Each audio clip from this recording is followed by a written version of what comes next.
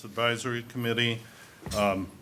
This is our FY16 budget discussion. I will open the meeting at this point and ask for a roll call of City Council and Finance Advisory Committee, and then Anne Marie will acknowledge staff that's present with us as well. Roll call, please. Jacobson.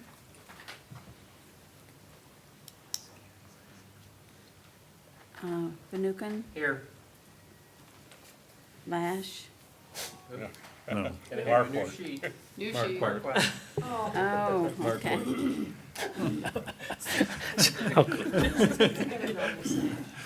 Out with the old, in with the new. Overlooked already. Trying to save money on name tags. Okay, Markwart, Here. here, okay. Snow Here. is Naylor. Noriko. Oh, okay. Baker is gone, okay, O'Leary.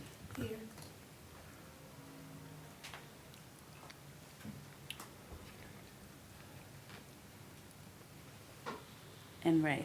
Present.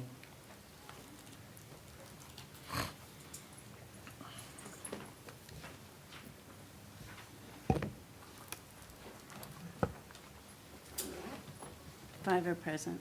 Okay. And Finance Advisory. Finance Advisory, Petal, Here. Golden. Here. Tarazinski, Here. Colin. Verbic, Here. four present. Neely. Lynn. Neely. Hi. Neely. Neely. Oh, Just need the new sheets. Okay. Yeah. And then And Tom Gerber is not in. Gerhart. Tom is not present.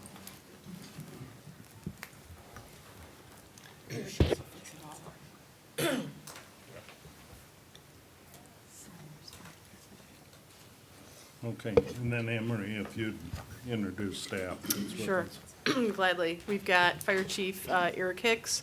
We have Street Superintendent and Acting Director this week of Public Works, Mark Espy. We have Community Development Director Ellen DeVito will be joining us momentarily. Assistant City Manager Patty Hoppenstedt. We have Police Chief Gene Lowry. Finance Director Kathy Haley. We also have in the audience, we have Bob Miller, Jeremy Alexander, and Carrie Parker, all from IT, and I don't think I've left anybody else, and Anne Marie Gora, City Manager. Excellent. Thank you. And with that, our topic this evening is the fiscal year June 30th, 2016 budget. I'll turn to City Manager Gora to introduce the topic this evening. Sure, thank you very much, Mayor Ray, and as I'm giving the introduction, our Finance Director Kathy Haley has prepared a PowerPoint presentation. She's going to give an overview. She's going to talk about the structure of our plan for this evening. This is the first of 3 budget meetings for the public who might be tuning in and listening to this presentation. Tonight is the first one. We have another one Saturday morning and another one next week, May 20th. So three meetings to cover the budget. And one thing, I'm not sure, Mayor, if you addressed this at the beginning, but we got a question earlier. The plan is for staff to make a presentation this evening as we go along. If either the mayor, city council, finance advisory committee, if you have questions, please feel free to ask Director Haley as we go through. Staff, we're prepared to answer any questions and address any issues you have. At the end of the formal presentation, any questions from the council and the finance advisory committee, my recommendation then to you would be to open it up to the public to see after the presentation and questions are done from council and committee, whether there's any questions or comments from the public. Excellent. Thank you. Okay, I just want to start tonight to say this process has been a long process. It started back in January for staff. I think the budget is one of the most important tasks that staff can do. during the course of the year. And I'm going to start kind of by giving a kind of a Budget 101 presentation. I don't mean to be too remedial, but I think it's always good for me to even go through it. We do this once a year, so it's a good kind of practice and good guide.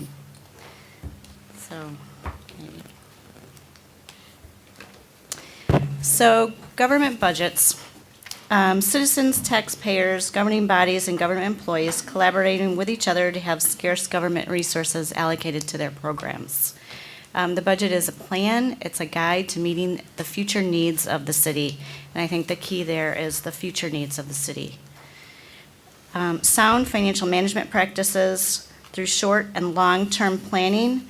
You'll hear me talk a lot about best practices throughout this budget process, and I think long-term planning is something we want to really strive to work towards for the city, to plan for not just the future of our streets and our vehicles and our equipment, but for the well-being and financial fiscal state of the city. Annually, we review the position very carefully. We look at all costs and services. Each department sat down with the city manager and myself throughout the course of January, February, and March. We went line item by line item. We talked about all of our services and went into great length and conversation and depth with each department. Each department did a really good job at explaining their current budgets. A government's annual operating budget is formally enacted through the passage of an ordinance. This ordinance adopts the budget at the fund level for the city. This will be done in June. June 8th will be the public hearing for the budget and the first reading. And then June 22nd, I believe, is the second reading for the budget.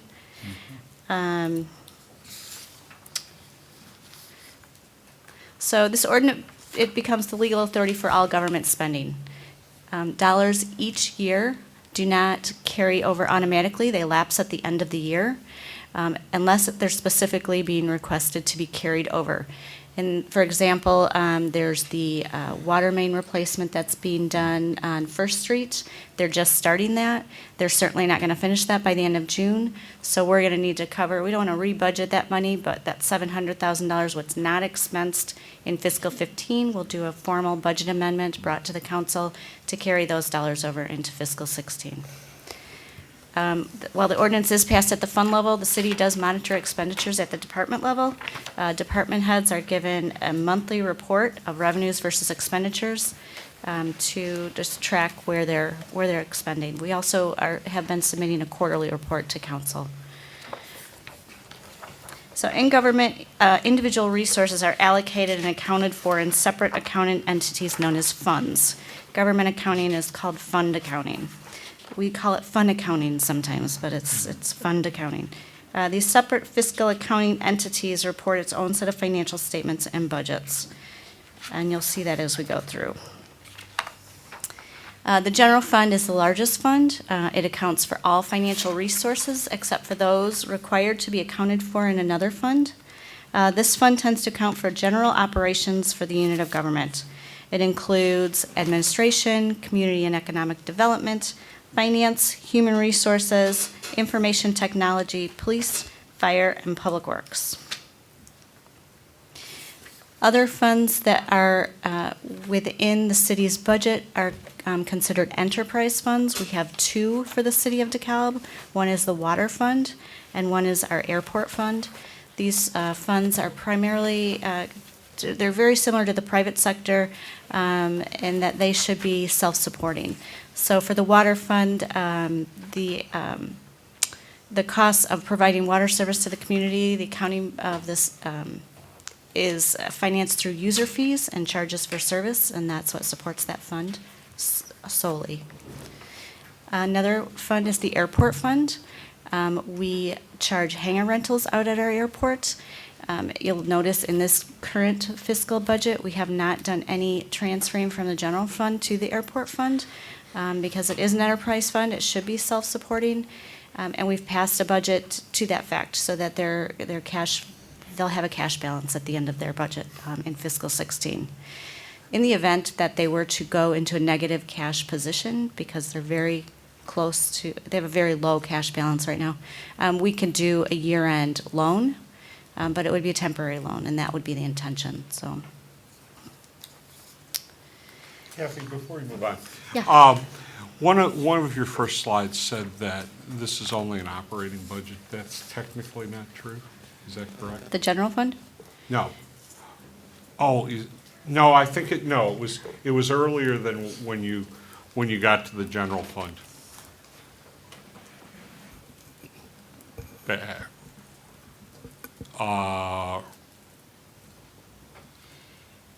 Go back. Back? Hold on. Go. Right there. A government's annual operating budget. True, our annual total budget. Yeah, absolutely. I mean, there isn't a lot there that isn't, but, okay. Yep, All right. thank you. Good catch. All right. Okay, so tonight we're really talking about the general fund. So I'm going to go through some of our general fund revenue assumptions. I'll go through our expenditure assumptions. I'll point out any of the new requests that are included in the budget. And again, any questions, please feel free to ask me throughout, because we can keep it as informal as possible. So the general fund revenue assumptions. General fund revenues are trending in slightly higher than budget for fiscal 15, very slightly higher. And $243,000 sounds like a lot, but it is really less than 1% of the total general fund revenues.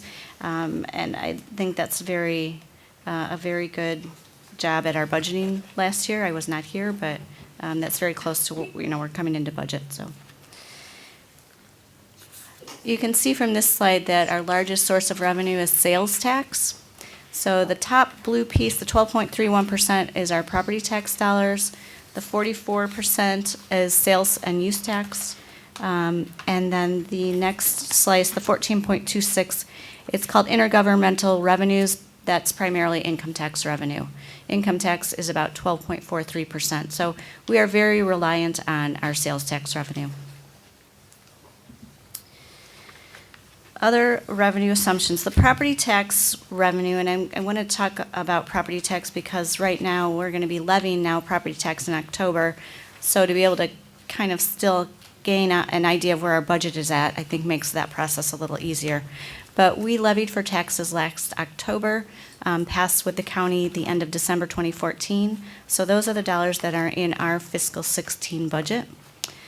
Sales tax revenue was showing a slight increase, but is still fairly flat. We are losing some two large stores, but didn't equate to a whole lot of revenue. It's about 1% of our annual sales tax dollars, about $130,000. So we kind of trended sales tax still to stay fairly flat, although we're hoping the economy is coming around. Just a question on that. Mm-hmm. The two stores and the 130,000 or thereabouts, are those anticipated to be replaced in the budget?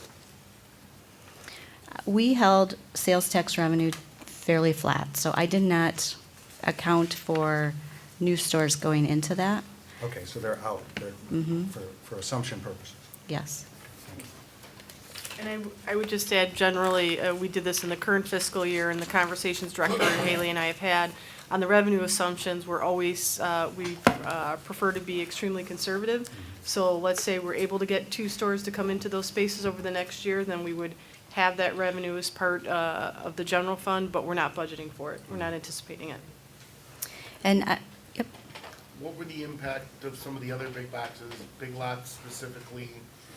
I know there's been at least one or two others that have closed in the last year. Obviously, we wouldn't expect them to be as high as the 1%. Cumulatively, we got a number of what all of those are gonna look like in terms of lost sales tax dollars? it's my understanding those stores we lost prior to these two stores have already been shown, we've already felt the impact through our revenues. I don't know and I know if Jen was here, she'd throw something at me, because I can't really be too specific, because it's a Department of Revenue confidentiality thing, but I don't have the exact dollars for those stores, but I could certainly find out and give you an idea. But I don't think, we've already felt the impact of those, so.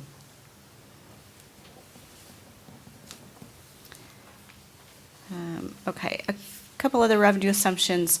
I broke out the the telecommunication tax from the utility tax line item. So the utility tax line item is now just for gas and electric.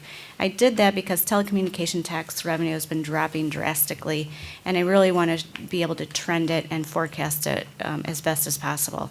With all the data plans and the bundling, that revenue stream has dropped. I know there's talk downstate to kind of change the way that's being taxed, and maybe that will bounce back, but as of right now, it has dropped significantly. Yep. One other thing, I was waiting for this slide, I knew it was next. Do we know what the impact of GE closing, obviously is a several 100,000 square foot warehouse that was using major heavy electric and heavy gas to heat the buildings. Now that they are no longer going to be operating those facilities, do we know what that impact is gonna look like? We don't get that information. You know, and our utility tax has also been dropping slightly. So I trend revenues, I've trended them back 4 years on a monthly basis. So, and you can see if you, my quarterly reports show some of those large revenue graphs. So I think it's a pretty good span of projecting those revenues out. And again, we are very conservative. Kathy, isn't it true, though, that for an individual business, you don't necessarily know what the effect will be, because they may or may not have been paying much in utility taxes due to the way that utility taxes are structured?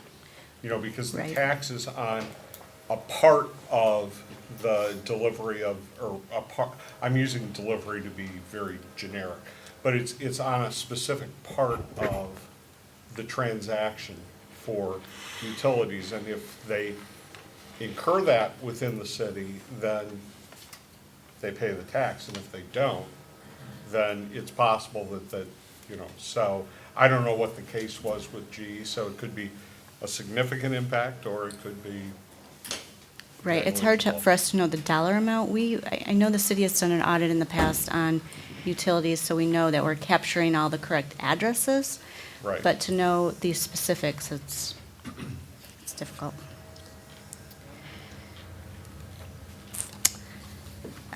Okay, so on to income taxes. We use the most recent IML projections, the Illinois Municipal League projections, for income tax revenue, which was $99 per capita. This is an LGDF revenue source, a local governmental distributive fund revenue source. I will talk later on about what's going on in Springfield, but for now, we have used their current revenue projections. And income tax has been slowly increasing. I think the unemployment rate was 7.4% last year in April, and it's dropped to 6% for the state.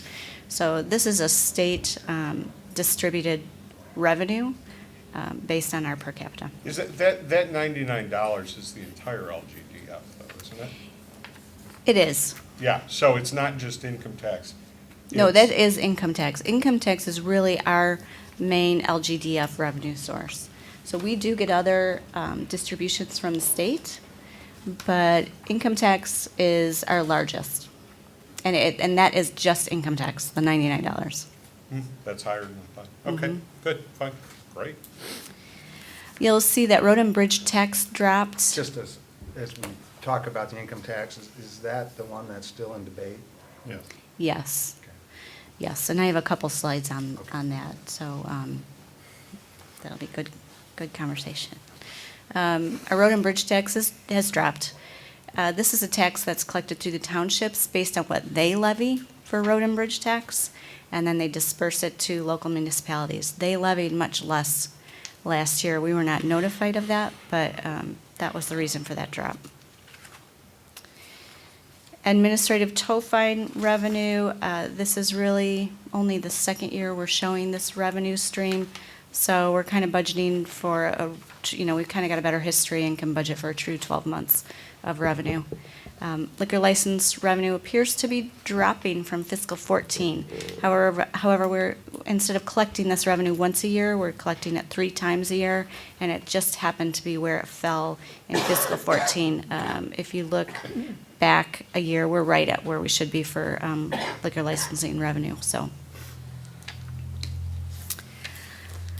So transfers, we have decreased the transfer from the water fund, was $702,000 or thereabouts. We're now just transferring the recommended payment in lieu of taxes based on the EPI study of $258,965.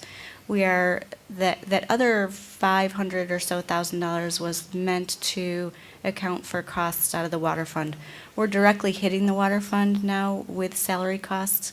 This is really something that was implemented when GASB 34 came about. It's really more transparent. It creates your government-wide statements, activities. It's showing where those salaries should be, either governmental or in enterprise. So it was a good project for us to do. So the net good was about $117,000 for the general fund. So it was about, it was break even.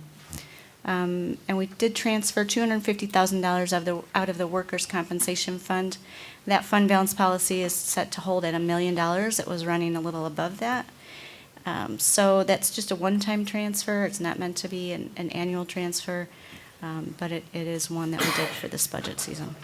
Is that indicating that the work comp expenses have actually come in less than budget?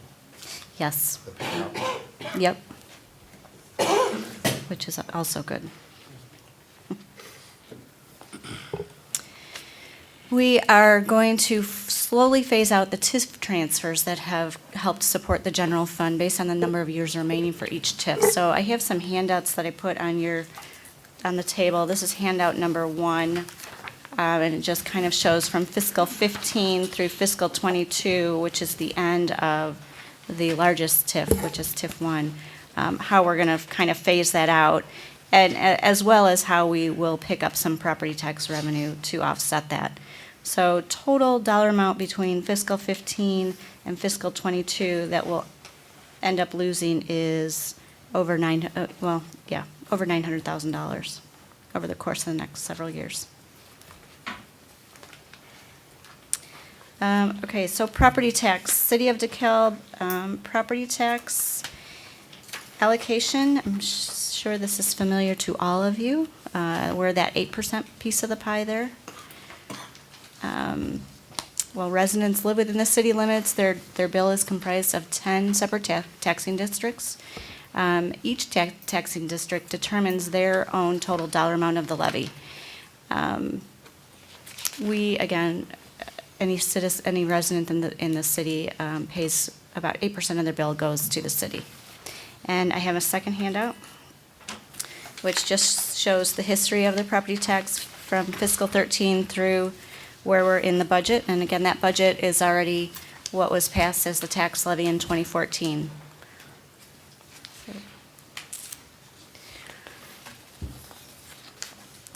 So, property tax history. The city does levy dollars to cover for a portion of the city's mandated pension obligations. A resident with an average home value of about $150,000 receiving police protection, fire protection, street maintenance, including snow plowing and street sweeping, is paying about $490.47 per year. So it's pretty good bargain. The median home value based on the 2009 and 2013 census is about anywhere between $150,000 and $174,000. So, Kathy, why is there, what actually for property tax, a fairly substantial gap between the fiscal year,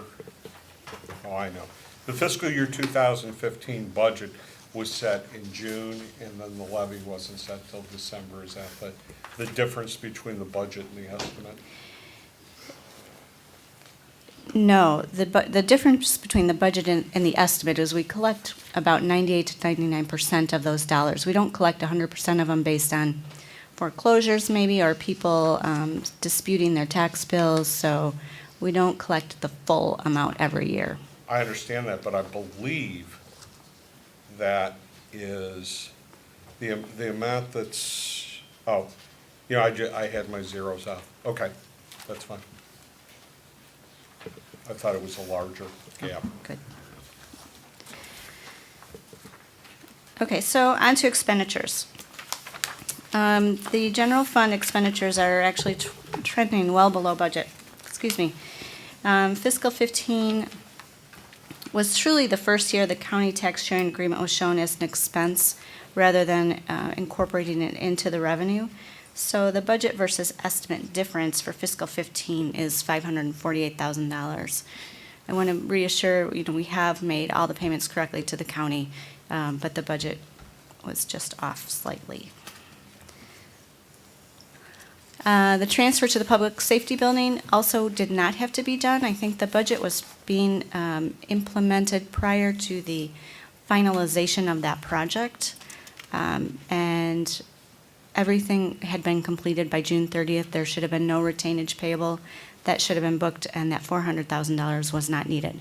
So between those two line items, that's over $900,000. That really accounts for why we're trending so behind on budgeted expenditures. Again, this will truly help improve our general fund reserve, getting us closer to our 25% fund balance policy. And I have another handout number 3. It shows you that the fiscal 15 budget was kind of projecting us to come in a deficit, and that was intentional because we were paying off a balloon payment to the airport debt. And we were showing a drop to 15.26% of expenditures. So we're projecting to come in close to 20% of expenditures, which is great. And then the budget, it's kind of keeping us at that level. So.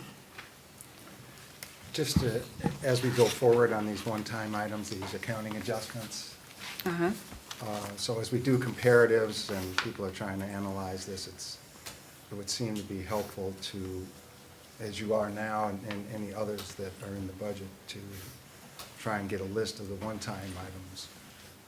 I think that would be extremely helpful so that on a go-forward basis, we can really measure actual expenditures. Right, and I did several accounting changes. I didn't do as many as I wanted to because I know it does get confusing. So I will probably do some more consolidation of funds. We've had an audit note on our management letter for several years that we have too many funds, and consolidation is a good thing, which kind of leads me into this slide. But I agree, so that's a great suggestion. I will do that. The Economic Development Fund, we merged with the general fund, both the revenue side and the expenditure side. The revenues that were hitting this fund were the hotel motel revenue. There's no reason to have these as separate funds. We're not changing the expenditures in any way. So these are the line items that are basically being supported by the hotel motel revenue. And those haven't changed except for the Egyptian Theater. And I'm going to jump in there. This is an item that we'll be having further discussion with the council. We've had a request from the Egyptian Theater that has been made to both the city of DeKalb and DeKalb County for a one-time assistance on operating expenses. So this would be a 50-50 partnership between the city of DeKalb and DeKalb County if the city council's receptive to the idea.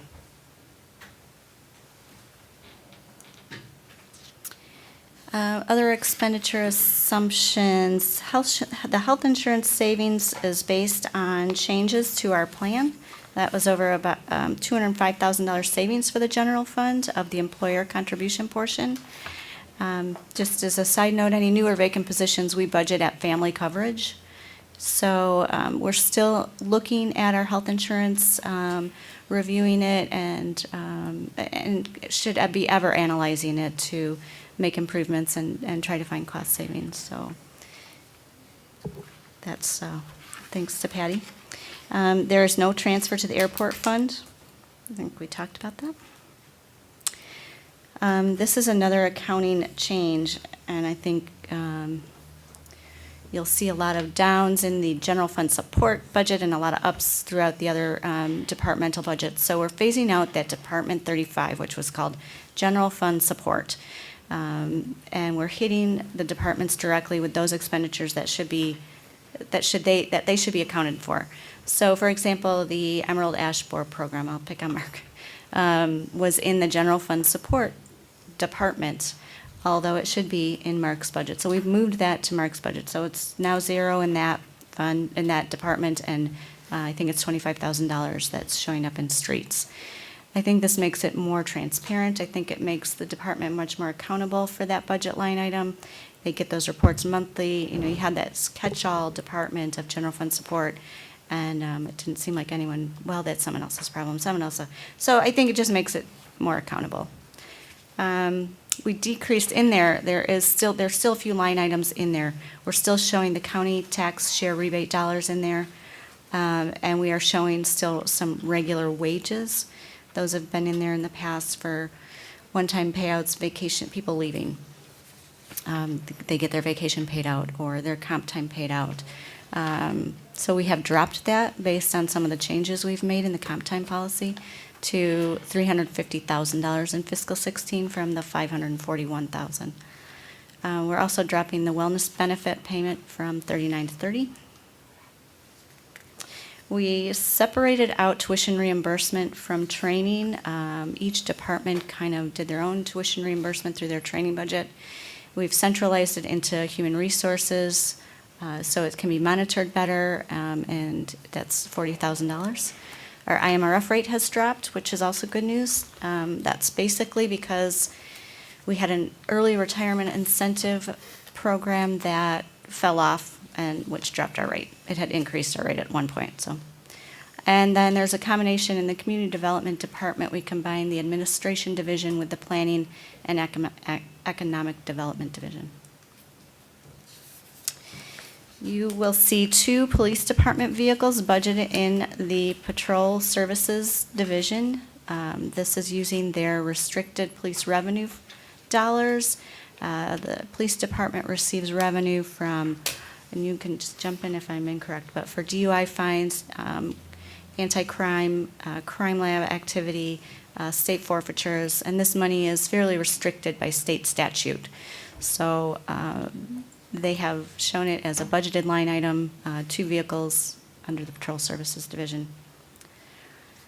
Legal contracted services was moved from contractual cost center, or to the contractual cost center instead of under an other services cost center.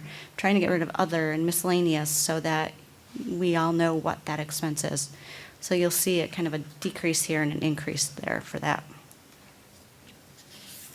Okay, so on to salaries, assumptions. The police union contract dollar amount in this fiscal 16 budget based on their contract, which has been ratified, was $241,275. AFSCME, this contract has also been ratified, $34,374. Fire. Just a question on those. Is that cost, is that the annual increase plus step, or is that just the base increase?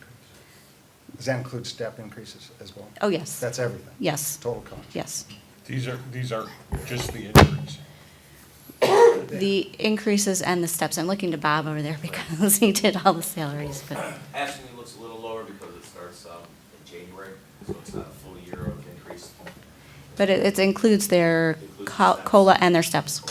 Yes. Wouldn't, normally step increases kind of fund themselves as people retire.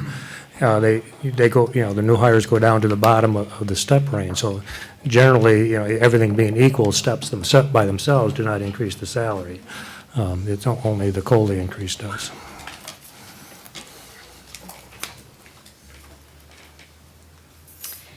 The fire union contract, which has not been completely approved yet, but we're basing it on where the contract stands right now.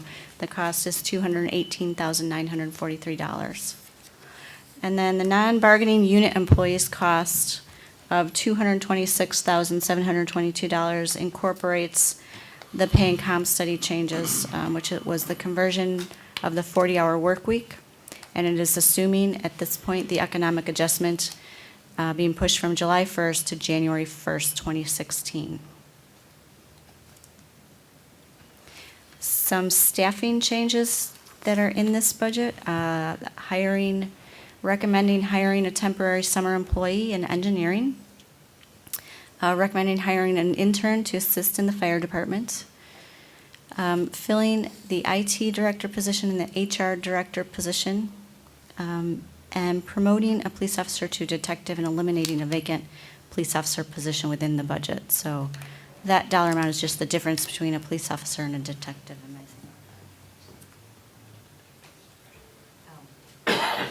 Promoting to detective sergeant.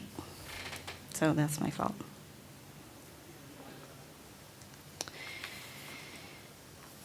So here are some of the new requests, and these are new. I did not include these in my memo, and I apologize for that. And I have Jeremy, from our IT division here, if you have any questions on some of these items. A lot of them are technical. So there's a secondary connection to the public safety building, $7,000. Solar Winds Network Monitor for $6,000. Some software for HR, which is an I-9 E-Verify. Code Red notification module, an agenda program, software program. And then shredding and scanning services have been included as well.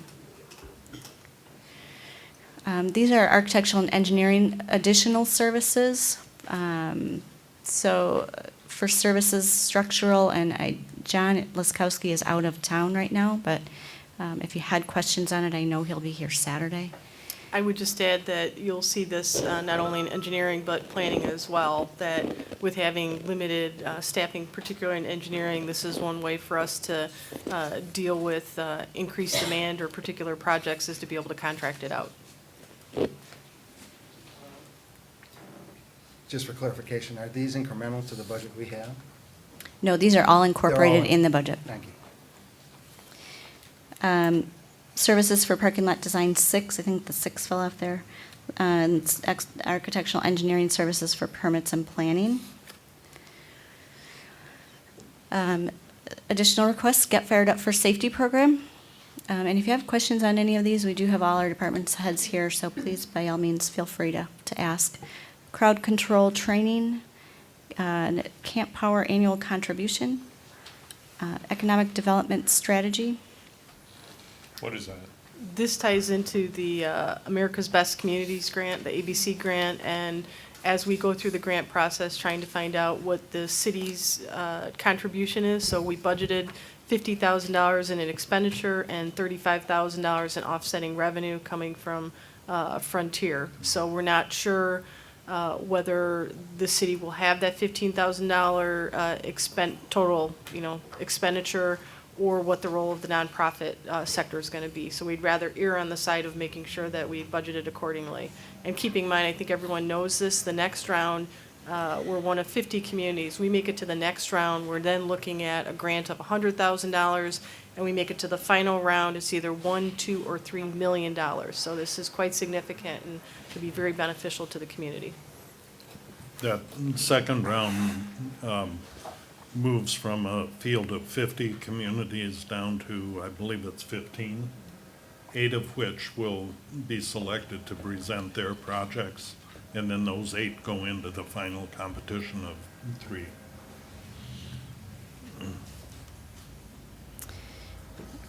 More new requests. Neighborhood 3 plan.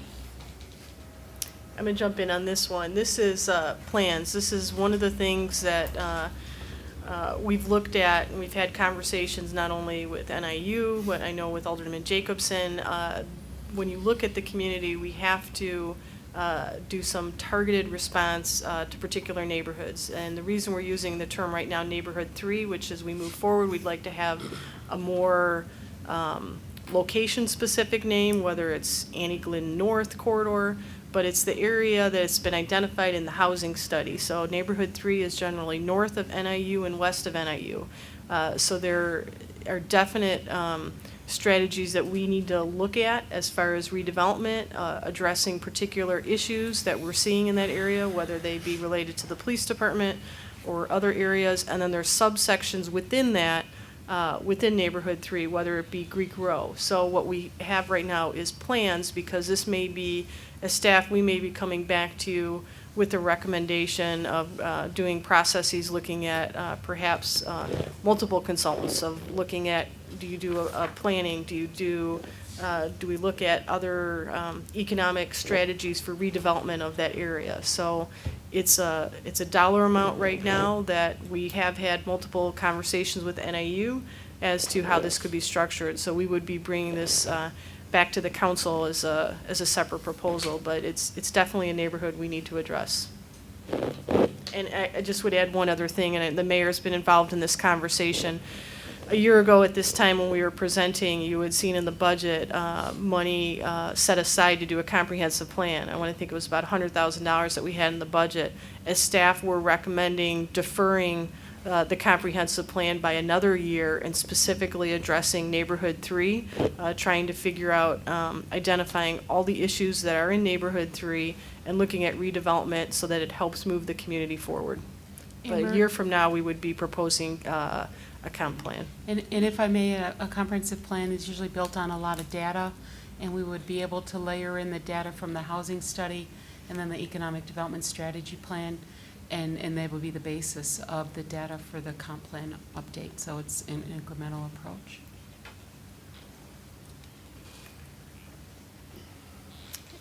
Three other items, the Pertano's grant preparation.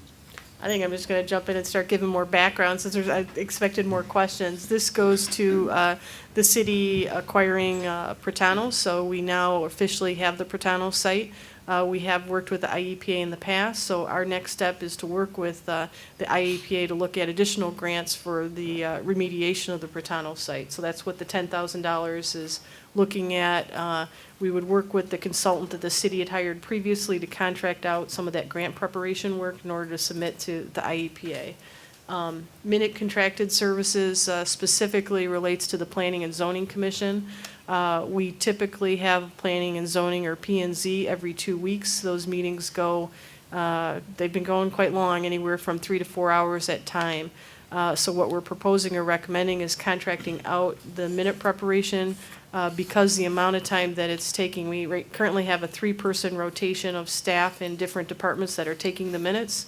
So if you figure for every, if it's a 3-hour meeting, it takes more than 3 hours to compile those minutes. And since the downsizing of staff, the administrative support staff is very lean. The reality is we're not able to keep up with those minutes and turn them around in the time period that we should be. And especially when we have continuing items, it's very important to get those minutes to the Planning and Zoning Commission members so they can make an informed decision before they move forward. So this is a new item that we don't believe the city had ever used before, but it's something we would suggest looking at. And planning contracted services also goes to the point I made a few minutes ago in regards to engineering. What we're recommending on both the engineering and planning side is if there are particular projects or if we get swamped with big projects that trying to handle a multiple project of University Village and other projects that are coming in at once, we're looking at having, going out through an RFP process and bringing in a consulting firm that if there is a particular project, let's say in the future, whether it's Burger King site plan review, that we could contract out. We're also looking at staff, whether there should be some type of fee associated with this so that in order to have an expedited type of review that the developer would pay a higher fee and we contract out. We don't have a formal policy yet, but we wanted to set aside the expenditure because we are definitely seeing in the last year, 6 months in particular, an uptick in the amount of development and redevelopment and inquiries that we're receiving. So this is directly dealing with the projects that we have going on. And I would note that an expediting fee is actually very, very common and not particularly unpopular because people get more certainty and more timeliness in the process.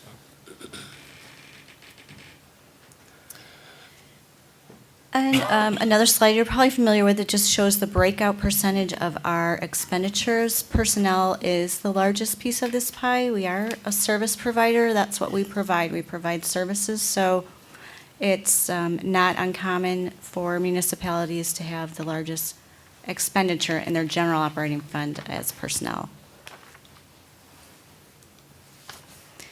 Our fund balance, we are trending up in fiscal 15 and holding steady in fiscal 16. You had a five-year projection included in your packet as well. We're not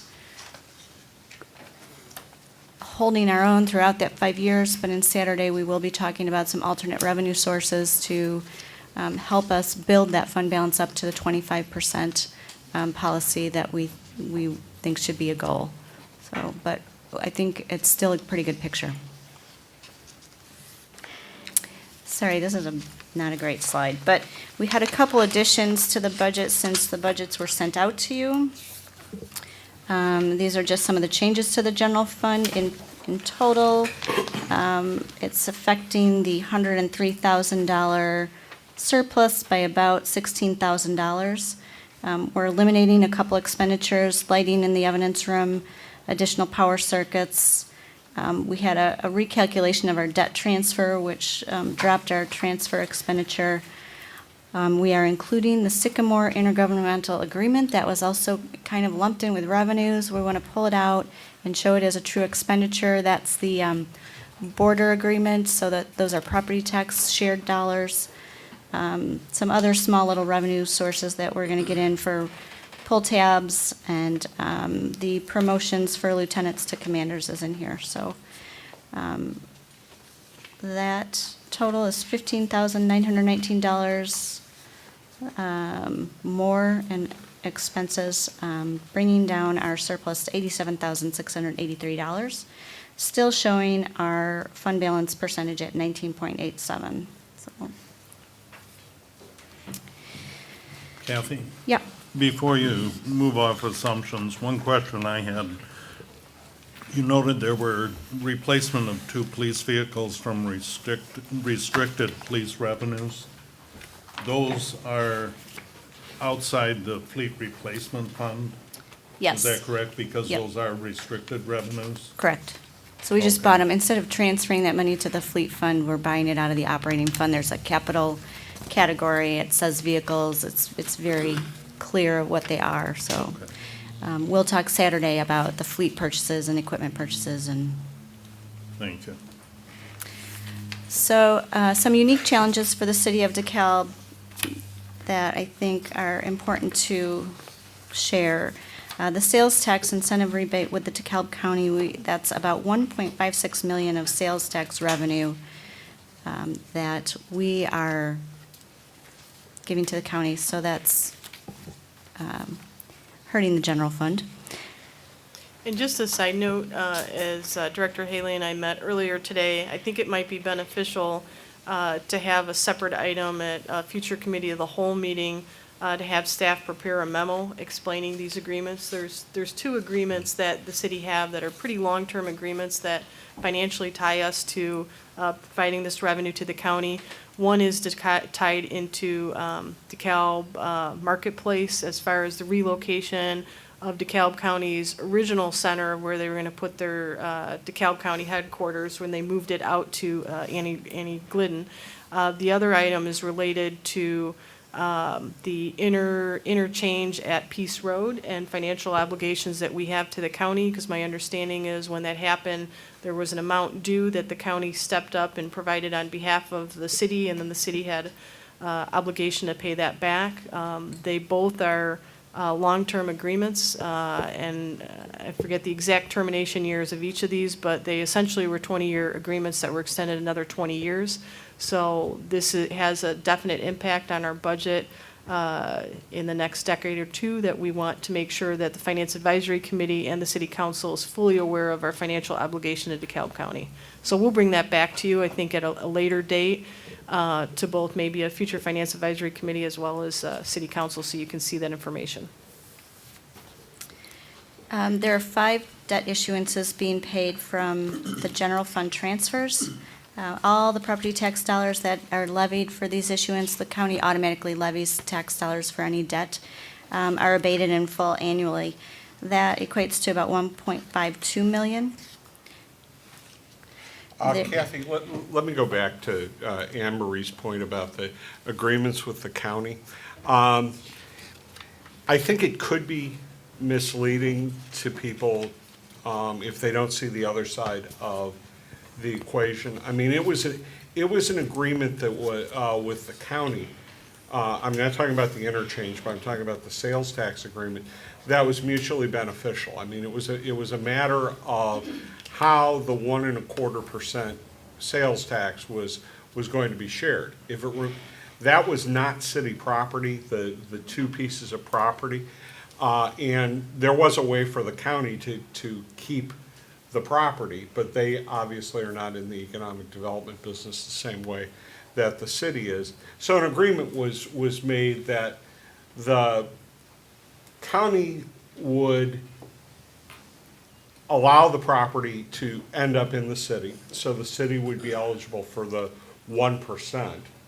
And the county would get more than they would normally get in the 0.25%, so that there was a sharing. So if this agreement had not taken place, the city wouldn't be getting some of the sales tax revenue that they're getting. So yes, we're making a payment to the county, but we're also getting a share of money that we would not have gotten in the absence of that particular agreement. So it's not a loser for the city, it's just that we have an agreement where we share.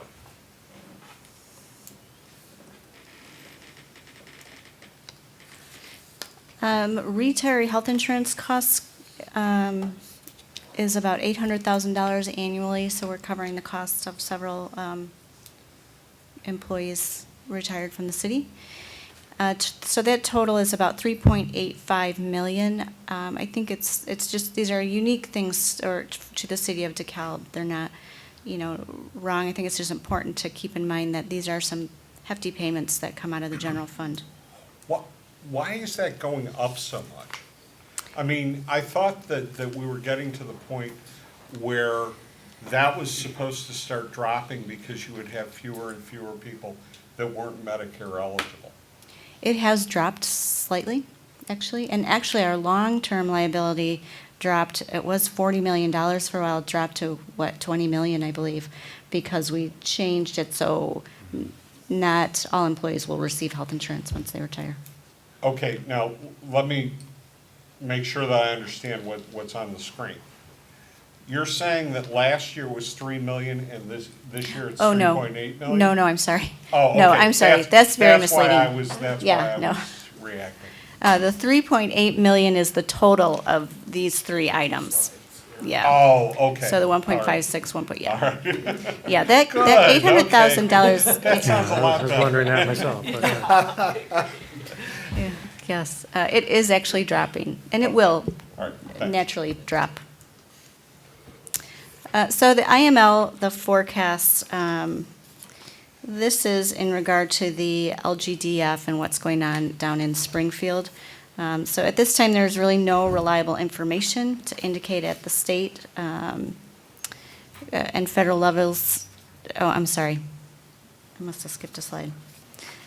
So, well, at this time, there is no reliable information to indicate how much the reduction will be, or more importantly, when the reduction will take place, or for what period of time. Conversely, there is a possibility of expanding the use of sales tax, which they are also discussing down there. So we have been closely monitoring this legislation, staying abreast of any issues, and Anne Marie, I know you went down to Springfield, so she might want to add something. Yes, I would just add that the mayor, Alderman Snow, Alderman Naylor, and I went down to Springfield a couple weeks ago to lobby on behalf of the city. We went with Metro West Council of Government. We had 50 people down in Springfield. Metro West as a background represents 34 municipalities covering 750,000 people. What we heard at that point, and I would encourage anybody else to chime in, but that the city of Chicago's financial situation is going to have an impact ultimately on the state budget. And the sense was that they weren't sure whether they would be able to meet the May 31st deadline, which is a simple majority in order to pass the budget. If it goes beyond May 31st, the general understanding was that something might be happening no later than mid-June, but definitely by the end of June because of some of the financial challenges that the city is facing as of July 1st. So that might drive the process. Initially, I know I spoke at a council meeting probably 2 months ago. What we were hearing is we thought that the session could end or go as late as August, but now some of Chicago's financial challenges are driving that process. Keeping in mind that there are possibilities or discussions on the table of increasing sales tax as far as what is actually taxed. So when we prepared the budget, and I'm not sure if I'm jumping ahead to the next slide, we did not recommend any reduction in LGDF because it's premature until we know if there is going to be a reduction, how much, for how long, and when. I mean, it could be effective immediately if there's a reduction. It could be January 1. It could be one fiscal year. It could be a permanent structure moving forward. Governor Rauner put on the table as part of his turnaround agenda a 50% reduction, but the mayors throughout the state of Illinois are lobbying intensely on the behalf of municipalities not to have any reduction. There could be some in between, but it's ultimately going to be part of the negotiated final package that will come forward. And I think it's important for us to know if as part of that package there's any new revenue on the table that could expand it. And if there is new revenue, is that just for the state? Do municipalities have a part of that revenue, or do they carve it out? Director Haley and I, as part of preparation of the budget, reached out to our counterparts, got a sense for what other municipalities were doing in regards to LGDF reduction. And the general consensus that we got is that municipalities were moving forward and preparing their budget and as normally as how they would prepare their budget and not addressing the LGDF issue at this point in time. So our recommendation to all of you is that what we would do is we prepared the budget, but any of the expenses that we're incurring that are new expenses, whether it's staffing, whether it's equipment, vehicles, anything we would purchase, our recommendation is we not purchase those until after the state adopts its budget. So we have a good sense. If there is a reduction, we would come back to the council and make specific recommendations. And if you wanted to go the route of a joint meeting, whatever structure you want, but we would come back with specific recommendations as to how to reduce the budget. But until we know whether the revenues are decreasing or increasing, we thought it would be premature. So our recommendation would be, move forward with the budget, but then revisit it once we know what the state is doing, if anything, in regards to an LGDF for the public is the local government distributive fund, which relates to the amount of income tax revenue that the city receives. I would, thanks, Anne Marie. I would like to make 2 points for the general public. First of all, I want to make sure that everybody understood that the state at this particular point, what they're proposing is not an increase in the sales tax, but a broadening of the sales tax base. So the things that you normally buy, you'll pay the same sales tax as you did before. It's just possible at the state level that they will decide that there are things like services that are not currently taxed that would be taxed. That would result in an increase in revenue for government, but it would not change the tax rate on things that are currently taxed. The other thing that I think is extremely important as we talk about cuts in the local government distributive fund is that when the 1.25% income tax surcharge was put in, none of that money went into the local government distributive fund. So a defense of the cut to municipalities because the income tax rate went down is not based on fact, because there were none of those extra dollars were being given to municipalities. So this is not a way of making up for the revenue that was lost by allowing the income tax increase to expire.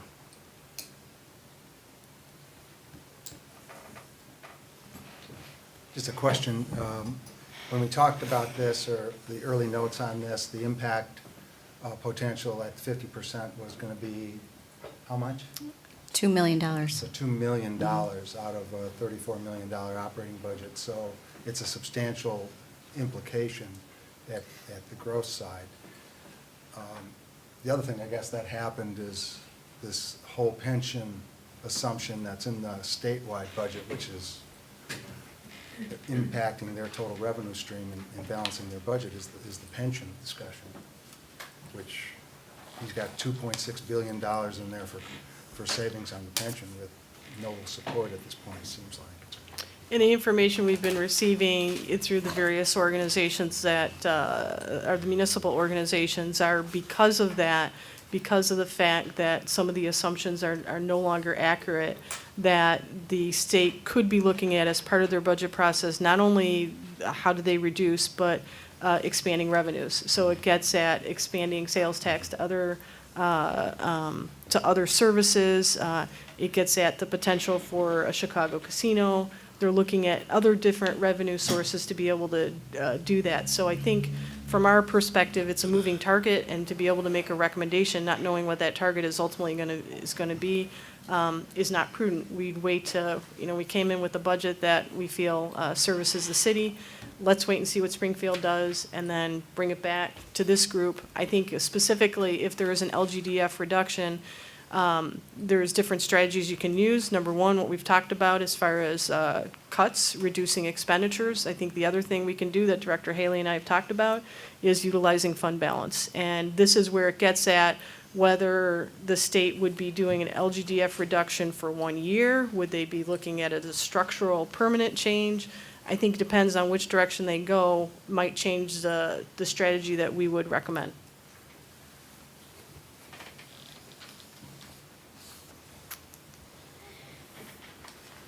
So I'm just going to touch on these next two slides, and we'll talk about them a little more in depth after the general fund budget. But you're going to hear us talk a lot about best practices. It's kind of the theme of our budget this year. Best practices identify specific policies and procedures as contributing to improved government management. It aims to promote and facilitate positive change rather than merely to codify current accepted practice. So that's an important theme. And then we'll talk about transitioning to a fiscal year calendar year. You received a memo on that as well, to the advantages and disadvantages of that. So if that was something, it would have to go to council to have our municipal code changed. So if it was approved, the next budget we would pass at this time next year would be a 6-month budget. That would be our recommendation, ending December 31st. And then we'd start a new calendar fiscal year budget January 1, ending December 31st, 2017. So. I have an initial question.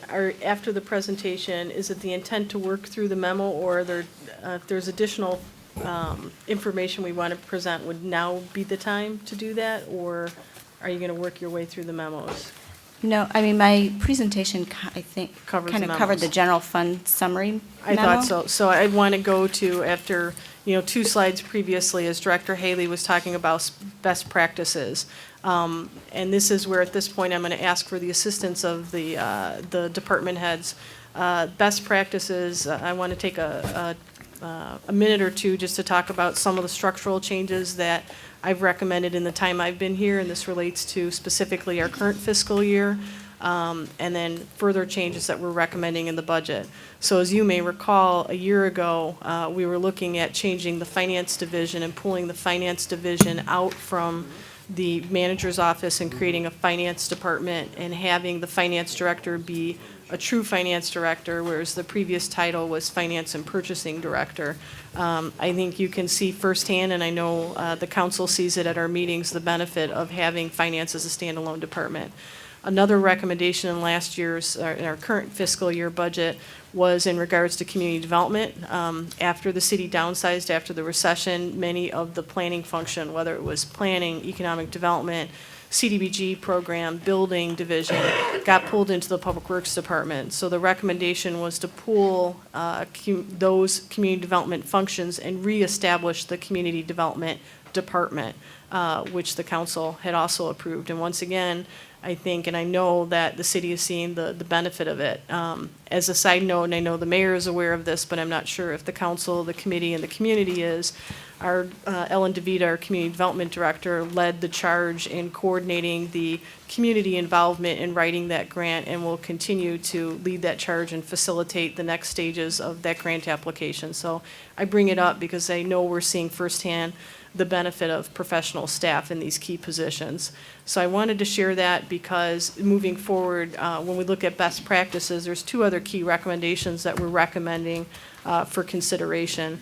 And as I talk about those, you need to know part of my role and obligation that I feel was provided as part of filling this position and communicated to me by the council was looking at not only financially, getting our financial house in order, having, if you look at the 6 principles and 6 categories that are in the budget as far as financial stability or sustainability, infrastructure, strategic planning, all those items, but it was looking at and drawing upon, I know, not only my experience working in other municipalities, but the other key staff that is here and they're experiencing working in those communities as well as this community and what's the history here.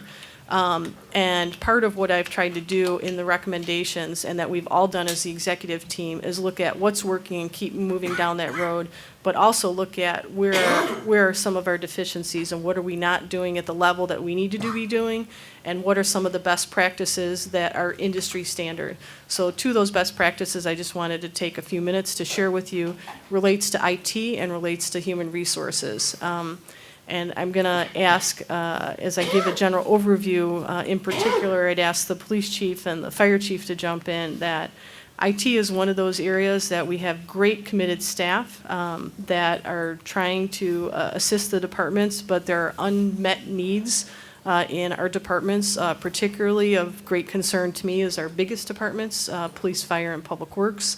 And I'd like to ask at least the chiefs initially to talk about some of the issues and concerns that they see in relation to IT, and wanted to share this with you because in our mind this directly relates to the structure of IT, of having a person be able to come in to take an overview of the department, to look at how could restructuring take place, how could we look at maybe moving employees who are doing one function into another function to be able to support our key emergency services function. And with that, I'm going to turn over to the chiefs. Good evening, Chief Lowry. I'll try and be as brief as I can, and I'll try and qualify my remarks as best as I can. First, my comments are not directed at attacking any individual's character, any of my coworkers in IT, my counterparts in IT, I should say, or any of their work ethics or of anything of that nature. However, I'm going to comment in regard to being an end user or being the recipient of services and describe what I feel are some deficiencies. But I'd also like to reflect back on where the mission was when I got here. And I think the council, the alderpersons that are here that recall at that time, there was a push that said, you know what, do more with less, but do as much as you can with technology.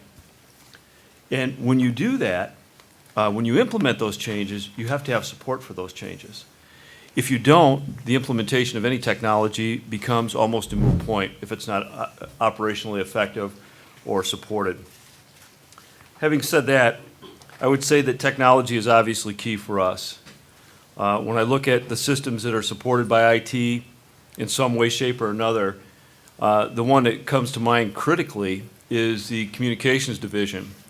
And just to give you an idea of the scope of workload on 11 dispatchers and 1 supervisor on a 24/7 basis, 365 days a year.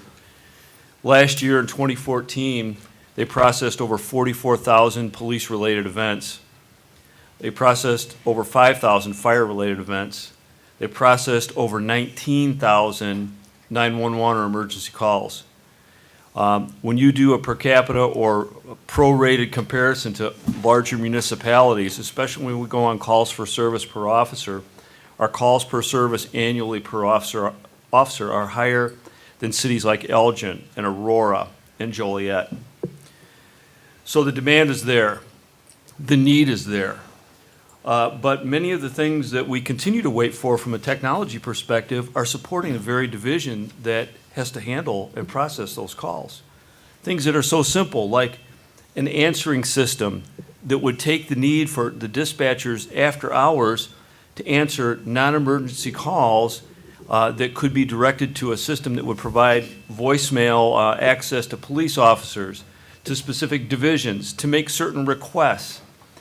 Instead, telecommunicators processing all those calls. That workload, or that process seems like it's minor in nature, but the reality is, it's pretty significant if we can take that workload off them so they can process the rest of those calls that are in real time.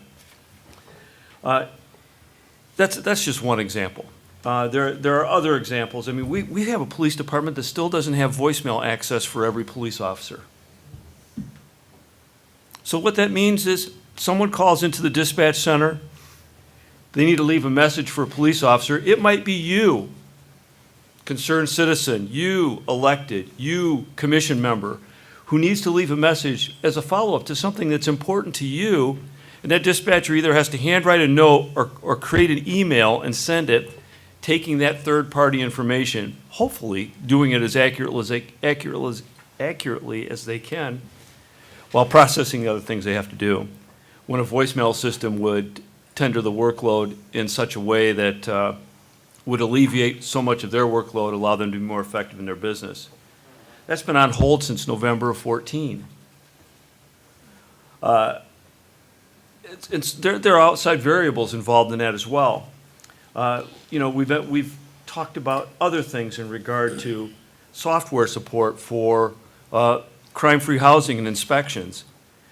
That project in regard to getting iPads and a usable, interoperable software system started in fiscal year 13, shortly after I got here. And we were just now getting it resolved. And here's where it transitions, and I'm not gonna go on countless another example, but here's where it's at for me. There are many functions that IT for the city does support for us, and their staff can attest to that. However, I have a police lieutenant, or now commander, and a police officer that tend to so many issues on the IT front internally. If we didn't have them dedicated to that resource, I don't know what we'd do. So to me, the need's pretty imperative. And I would rather have those two police officers doing police business instead of being grateful that they had some technology skills. And Lord only knows, if you asked me to do it, I couldn't do any of it. So I feel like we operate on a shoestring in regard to technology and the support of it. And again, this isn't a personal attack on anyone, but the reality is it's not getting done. Chief Hicks, if you could comment as well. I'm going to reiterate what Chief Lowry had said. Like I say, this is not an attack on anyone, but we need some extra help. The IT division is greatly understaffed. We run basically two large programs out of the fire department. We run a program which is called Firehouse, and that program is now being integrated throughout the city. And that's going to take a lot of staff to make that work. Currently, our crime-free housing is taking that over, and we're also integrating that into our building department. That's a daily need for some kind of support. Currently, our administrative analyst is taking care of that. And like I say, we need her to do other things. Another big issue we have is with our Zoll program. And our Zoll is kind of a different program in itself. It's owned by the hospital, but it has to be updated and taken care of by us. So that is also a huge undertaking to keep MDBs updated, end users able to function. That program is critical as far as the need for liability reasons, because all the patient care information is kept on that program. So we need to keep that up to date. Technology drives us now. It saves time, it saves money, and as I say, it's a greatly understaffed department. So we could go on and on by the different departments and give you specific examples, but I wanted at least the two largest departments, the emergency service departments that support the community, for you to have an understanding of what some of the issues. I want to transition for a second, and then we'll gladly answer any questions specifically in this regards on best practices for these two areas. But I'd like to transition into human resources and some of the issues and challenges that we've seen over the last 6 months plus. As you all know, our current Assistant City Manager has a background of HR, so she's able to specifically talk and compare and contrast what she's seen in City of DeKalb versus Village of Schaumburg or other private entities. And with that, I'm going to turn it over to Assistant City Manager Hoppenstedt to be able to talk about some of either the deficiencies or the issues or challenges that we're facing in relation to HR, as well as on best practices side, what would generally be seen in a municipality our size. Absolutely. So as Dr. Haley mentioned in her budget presentation, we are a service organization. We provide people. The community is served by the staff that we have here, and without the right staff in place and the right human resources processes, we are not providing the community with the service that they deserve. So the Human Resources Director can really potentially be the most important business partner that this municipality can have in order to serve as internal staff, so that the staff can focus on serving the community. The most successful organizations and municipalities included view human resources as a vital link to their success. And a professional HR department is about people management. It's about managing the people. It's not just about hiring and doing open enrollment and running a couple of benefit meetings. Really, it's about creating a management of people, a plan, a talent management plan for the organization, which the City of DeKalb does not have. And really, a municipality the size of the City of DeKalb needs a professional HR director to provide the basic HR services that are not in place today for the City of DeKalb, but are common best practices in most municipalities. The programs that currently are not in place for the City of DeKalb and could be achieved with a qualified and experienced HR director, just to name a few, include insurance compliance with employment law. We have seen numerous deficiencies in compliance alone that because we don't have the appropriate staff in place, whether HR being understaffed or staff that is not properly trained in compliance issues, we are seeing the downside to those. The city does not have a personnel manual or a benefits handbook, a basic policies and procedures book for the staff that talks about, anti-harassment practices and so on, again, best practices, things in place to ensure that our staff have a guideline on how they are to conduct business as employees of the City of DeKalb. Ensuring that health and safety procedures are adequate. Recently coming on board, making sure that we have safety teams in place, that we're looking proactively and not reactively at claims trends for workers' compensation and things of that sort, which can cost the city a tremendous amount of money. And that is not where the city needs to spend their dollars in workers' compensation claims, because we do not have currently a proactive safety program for all city staff. We don't have training programs in place. One of our largest 3 departments is in need of putting together a training program that addresses safety concerns, OSHA compliance issues that we are not up to date on. And an HR director and an appropriately staffed human resource department would be able to monitor that and ensure compliance with those sorts of things. Creating and maintaining a comprehensive talent management plan. We just did and spent a great amount of time with Sickage on a pay, compensation, and classification study, but we don't even have a talent management plan in place. Let's face it, it takes more than solid wages to retain employees. It absolutely helps in attracting top talent, but now we need a talent management in place to not only attract top talent, but to make sure that we retain top talent, engage the talent, have a succession plan in place to promote our talent. We don't have a bench of future leaders of the City of DeKalb that are identified.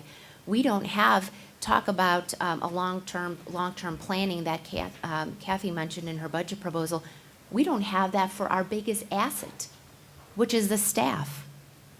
We don't know who's going to be the future leaders of this organization because we don't have a succession plan in place. And that is a basic program that a municipality our size should have from a professionally and appropriately staffed human resources department. Creating and managing, as I mentioned, a formal succession plan as well as a mentoring program. Planning and directing employees' training and professional development. Since I came on board, we implemented anti-harassment and discrimination training for all employees, which we completed. We have not done that, and from the comments that we heard from the employees that attended the training, there is much more similar training like that that is needed in order to ensure a culture that is obviously of mutual respect in the workplace. Betty, I'd like to make an observation. I understand in that anti-discrimination harassment training or education session, the Q&A was very quiet. There weren't questions forthcoming Exactly. from city staff, and it's because they didn't understand. They haven't been trained. Absolutely. City staff doesn't understand ADA compliance.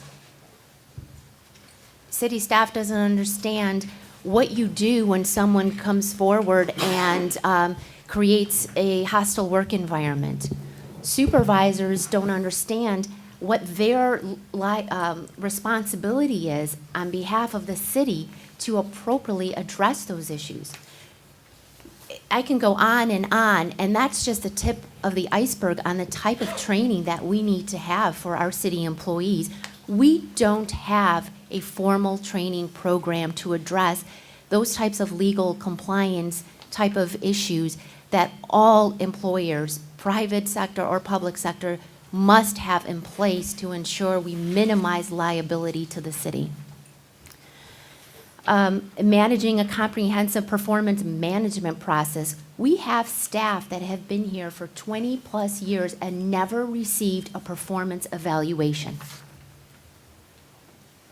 We don't have a formal performance management process. And that is unheard of.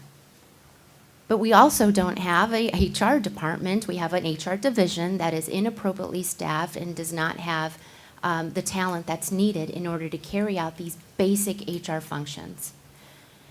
So again, I can go on, and in the few months that I have been here, every day I learned something different that we should be doing, could have been doing, and should not have ever started to do. And we need a professional HR director to be able to take the lead on those types of initiatives.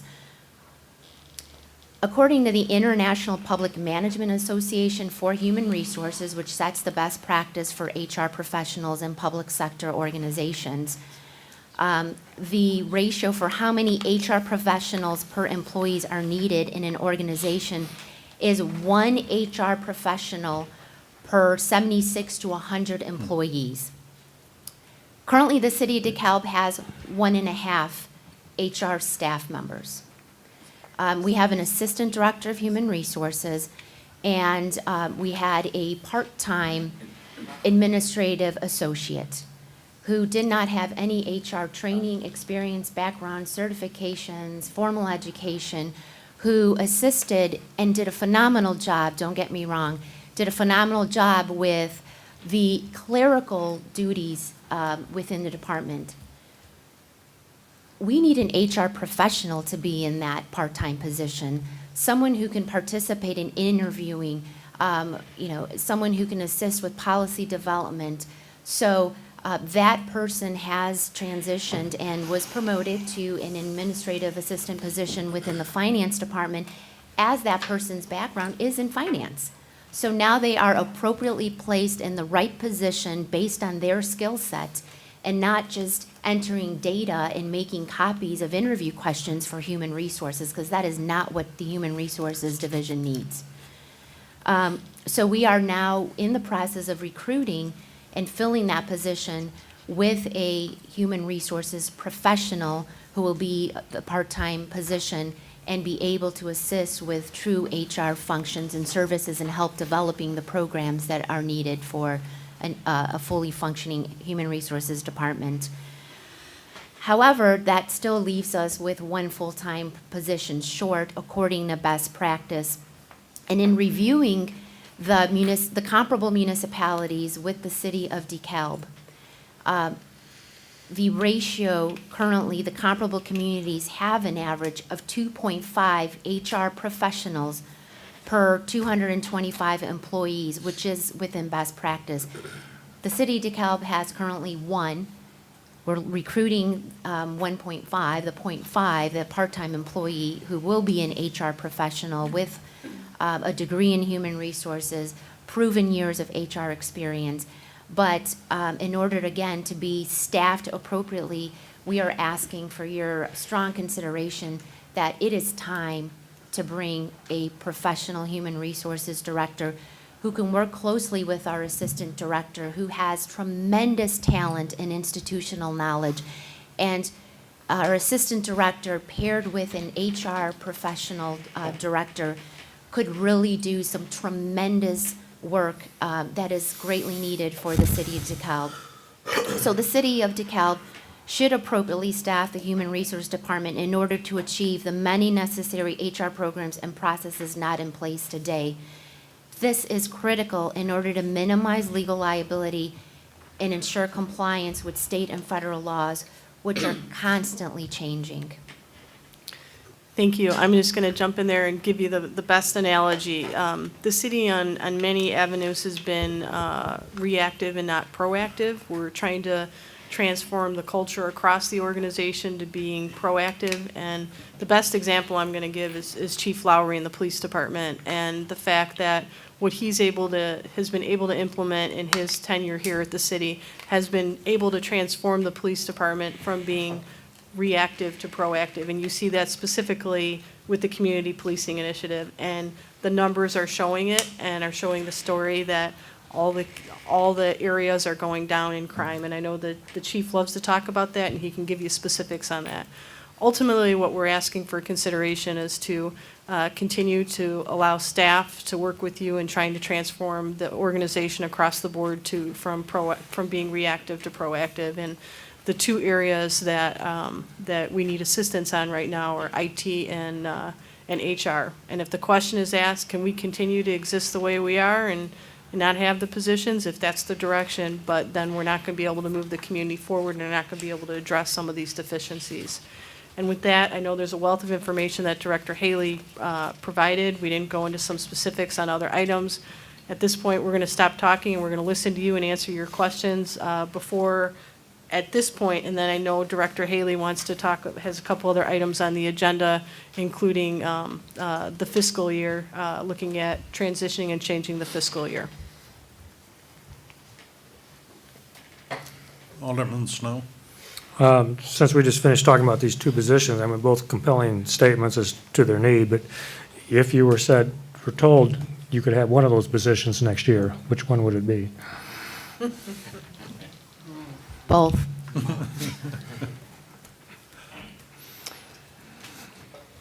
You know, I've thought about that because I actually expected that as a question. It's a very difficult one. My mentality is team-based. I'm very team-oriented, and I think if you want the most intelligent answer to that, what I would defer is I'll defer that answer to Saturday morning because I'd want to sit down with the executive team.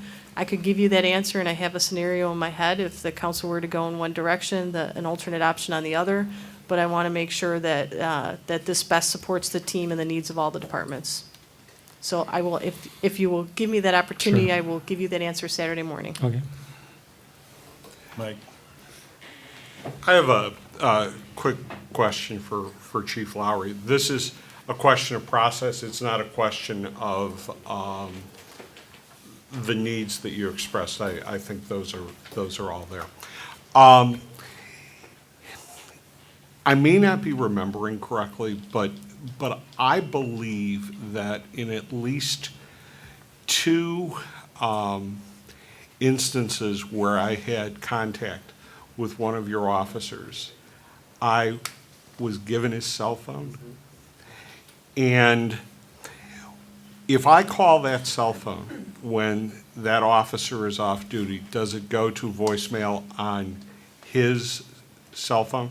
Yes. Okay.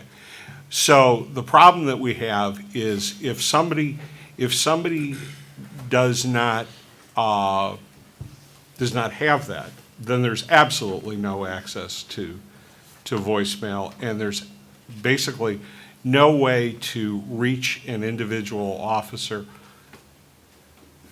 during the night, let's say, except through the 911 center? Yes. Okay, that. Okay. And just, I would add, what I've seen in other communities that is successfully set up is you have voicemail boxes for every employee, and you're able to call in, and whether it's a police officer, a firefighter, or one of our maintenance workers out in the field, is that you have then an obligation at least to be checking that voicemail, depending on your schedule, at a minimum on a daily basis. For us, I mean, as management staff, we're checking them more often than that, but it can be done. It's just a matter of technology and the time to set that up. Well, and also, I mean, we could go whole hog on this and maybe this isn't the time, I mean, this fiscal year, but, you know, an enhanced 311 system with both a digital component and a telecommunications component may be an enterprise-wide solution that could incorporate the voicemail boxes, et cetera. But that's a pretty large project to undertake at this stage in a budget process. So I think we're probably looking at a Band-Aid fix that would not be incompatible with moving the 311 way. Mike, I'd like to offer another example, not just contact with the individual officers in the police department. A vendor recently was talking with me, and he observed, he said, "John, do you realize calling into the 748-2000 number that your mayor's office is not an option to be reached by voicemail? That they have to call the 2099 or my personal cell phone to be able to leave a voicemail message." Well, and I ran into an instance, and this is something that I don't know if it's been fixed in DeKalb. I mean, the website was hard to find individual people sometimes. But I had a municipality who's known for being pretty well managed. I called up and I was trying to reach the finance director, who I knew quite well, and I asked for the finance director's email. And they said, "We're not allowed to give that out." And I said, "You've got to be kidding. You've got to be kidding. Do you want his cell phone number? I can tell you." But they were saying that they didn't allow citizens to reach their employees with email. That's changed. I'm glad we don't have that problem. There we go. Again, I've had that problem even as an elected official trying That- to call in the city. I have to call the city manager's office to transfer me to any one of our departments. Right. It's not really Ruth's job, as she's not a telecommunicator, she's not a switchboard operator. But I think that's the role that she's being forced into to get to a lot of the city staff. And I joked recently, even with Anne Marie, that the people on the message we have are no longer even employed by the city.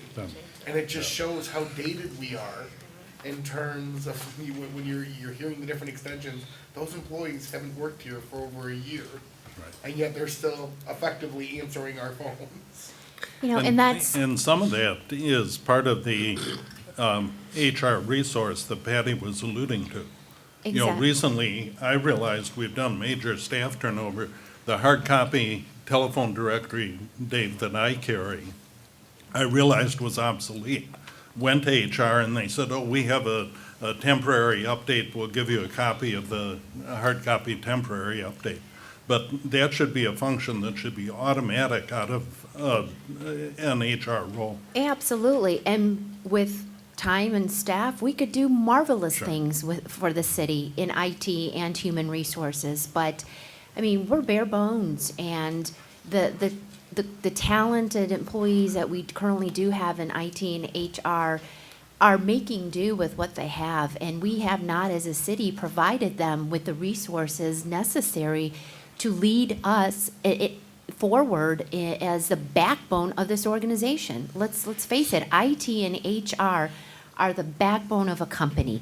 They are the internal service providers that should provide the forward thinking, the resources available, so that police officers are not tinkering with technology. They're out there doing the proactive policing, community policing that is needed. And firefighters are doing the proper things that are appropriate, again, to provide essential safety functions and services to the community. But in my short time here at the city of DeKalb, and speaking with the HR and IT staff, they haven't had the resources to go to training. There is no training outlined. So they, best practice, and they dream of best practice, but don't have the resources to implement that, whether it's systems, technology shortages, or whether it's just lack of staffing. And, the message that we're trying to communicate is we are so deficient in those two areas that I'm stealing a line from the chief, we can't afford any further not to give IT and HR the resources and appropriate staffing that is needed to move this organization forward. We're just at that point today. I think Kate can verify this, but, you can lose a lot of resources very quickly if you don't maintain your HR function in a timely and competent fashion. At one point I was an affirmative action officer, did ADA, did FMLA, and each one of those things has little subtleties. With ADA, you have to, it's a reasonable accommodation, and you have to, involve your people with respect to that. But the one point that I will make, and I'm going to exclude the police department from this to indicate that it's an organization-wide issue, and it's not because we have a police department. All you have to have is one employee file a civil rights complaint. And the organization, even a well-prepared organization, grinds to a halt dealing with the federal government over a civil rights investigation. And, you don't want to be there. The employee is entitled to file that. But every employee needs to know the basics of a hostile workplace. They need to know about anger management. And they need to know about just the way that you behave in a professional environment. And increasingly, it's not being present in a lot of the new employees. Soft skills, which is, I think, a part of this. Because we're in a technology age, people's experience with dealing with other people in the workplace is not as high as it was 15 or 20 years ago. So at some point, there's a must do here. And if you don't hire somebody, you've at least got to make that training available and invest in your workforce being capable of dealing with each other and not putting you into a situation of legal liability. Alderman Marenko. And certainly, if you have a competent professional HR director, that person is an individual respected by both the employees and management, and is the person that both groups can come to.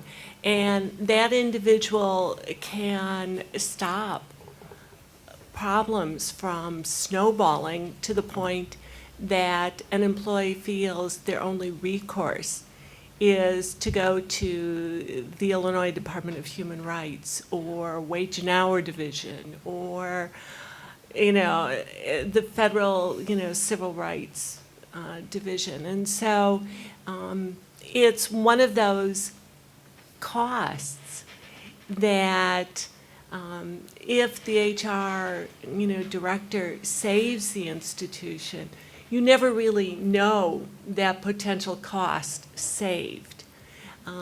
But it takes time, it takes the right person. And again, it's someone that will help, the individual employees and supervisors, and then ultimately the city and its citizens. Because frustrated employees carry their feelings beyond the organization. You don't know how many other citizens that frustrated employee is talking to and kind of poisoning people's attitudes about the city. So I could go on and on about the benefits of HR, but Mike, Alderman Markwart, did you have a comment? Yeah, so, in the proposed budget, those two positions are included? That is correct, yes. Okay. With the technology, the voicemail, those type of things, is that wish list included in this as well? No. Or not? No, because the specific technologies, those are examples. What our structure, or what the recommendation was to try to get the key person in that position to work with staff really to come up with a technology plan to identify all those issues. And then once those issues were identified, to prioritize those from first to last. And that may be the first issue, that may be somewhere in the middle. I know that the main issues that, as far as the technology that we felt we needed to address this year are included and recommended in the budget. Okay. Mike Verbeek. I think these two points highlight the need for our council. As I looked at the budget, it's what are we budgeting for? What is our city's mission? What are our goals? And now with new council, I believe we have an opportunity for that mission to be well-defined and those goals to be well-defined so that we don't have these things spring up in the future that, hey, we are meeting the real needs of our citizens and our residents. And I think, thank you, and I applaud Kathy, your approach of looking into the future and what do these things mean. Tying back also to TIF, am I understanding that TIF, the funds transferred to the general fund are for administration of the TIF? Correct. Okay, so all of these dollars represent, these reductions will represent the true cost of administering the TIF. They're meant to, yes. But we wanted to phase it out slowly and not just cut it off at the end. So we may not be covering all the true costs towards the end of those transfers, but again, we just didn't want to chop ourselves in the knees. So. I'd like to ask City Manager Gora to address the development of goals and mission portion of your comment, Mike Verbeek, with the new council. Yes, and it's an excellent point. This ties into the strategic plan. And as I understand, this is a project that Assistant City Manager Happenstead is working on with the Center for Governmental Studies. The center has begun their community workshops and reaching out to specific segments of the community.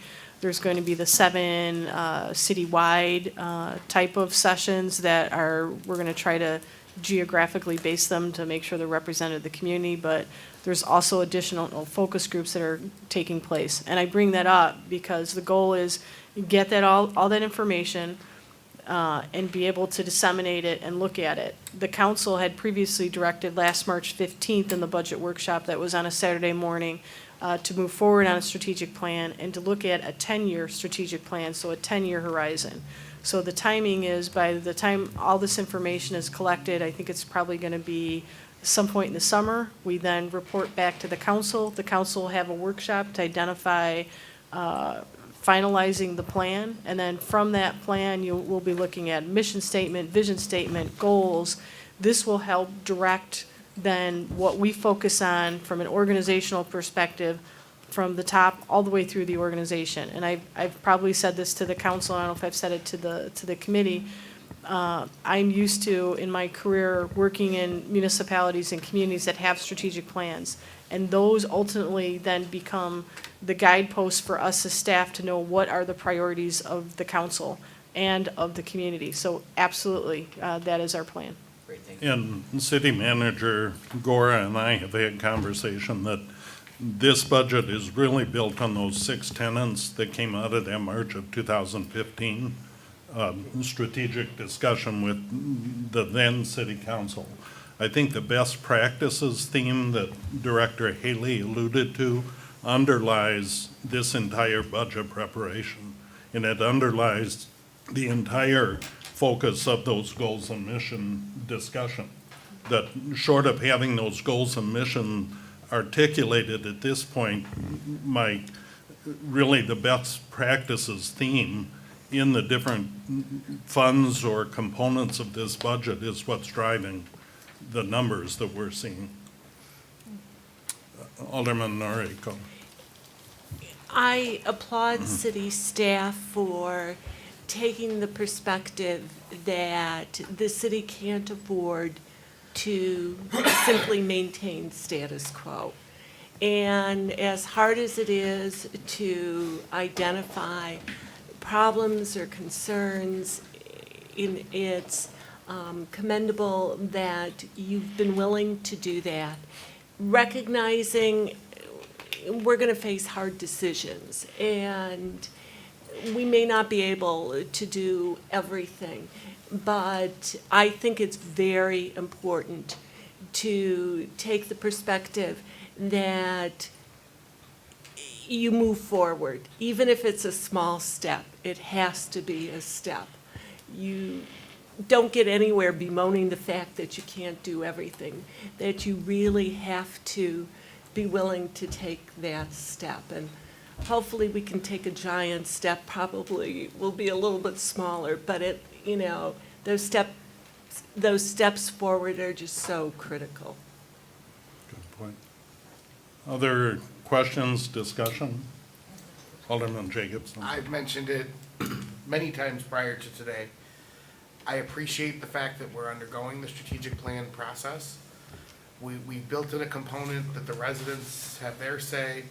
We've built in a component that our hired consultant, whether I agree with them or not, in terms of their neutrality in the situation, has their process. Staff has had their input on the process. Again, I think there's a major glaring gap that the council, as it was just described, is going to be brought the plan to finalize it. They should be the ones leading this plan. That's our job as elected officials in the community, to step up and lead the city. And to say that we had a 4-hour meeting 15, 16 months ago, and that's what's basically determined the path of what we've done for the last 15 months, that's scary. We should be much more engaged as a council, and we should be meeting much more regularly to continue to give the direction that's necessary for the staff to do what they need to do. And again, I don't feel it's at all appropriate for us to meet at the end of the process and basically be handed a process that was written and ready to go, as we've seen in other things, the city center plan and other things, since I've been on this council. The council needs to step up. They need to engage in this process, and they should be meeting at very least quarterly to set direction, to see the trends as they're developing, and to give our input as the city council, the effective board of directors of the city, into the decision-making process. And I don't understand why still now, several years into this council, now into a new council, that we're not doing that. If I can address the points you made, Alderman Jacobson. Number one, as we've shared with the council before, the timeline got elongated because the Advancing DeKalb County Initiative and Center for Governmental Studies recommended waiting until that process was complete in order to be able to move forward. The second thing I would say is that this was the contract, the proposal ultimately that the council accepted. And I think I might have shared with the council previously, and for the sake of the committee and the community, I've seen municipalities do strategic plans differently. In the other communities I've worked, that discussion may only be at the elected level, at the village president and the village board level. What we heard, at least early on, and one of the things I've heard in the time I've been here, is DeKalb is different. DeKalb has a very participative community that wants that voice, and at least my understanding was the council is that you wanted to have that voice be part of it. So that was ultimately part of the structure of the contract that the council approved. Now, if the council wants to have some type of dialogue on top of that, absolutely. And I think I might have mentioned this in one of my interviews. Once the strategic plan is in place, from my perspective as city manager, that becomes a living document. What I would do on a quarterly basis when I was in Montgomery is we would bring every quarter, and what I would propose to do at the committee of the whole meeting here is have the strategic plan on the agenda so that every quarter we're looking at what did we accomplish that last quarter, what are we looking forward to doing the next quarter. But from our perspective, in order to get there, we need to have the strategic plan in place. And can I just give an update also, and just point of clarification is, what I have been working on with the Center for Governmental Studies is what the City Council approved in their agreement and moving forward with the various steps outlined in order to get to the point where we have gotten the feedback from the community, and you as elected officials will be included and invited to attend those community meetings, which one will be held in each of the wards, and so that you can participate and be part of that group discussion. You could, choose to attend the one in your ward or whatever one suits is best for your schedules. So the feedback from the elected officials is encouraged by attending one of those group meetings that will be held in each of your wards.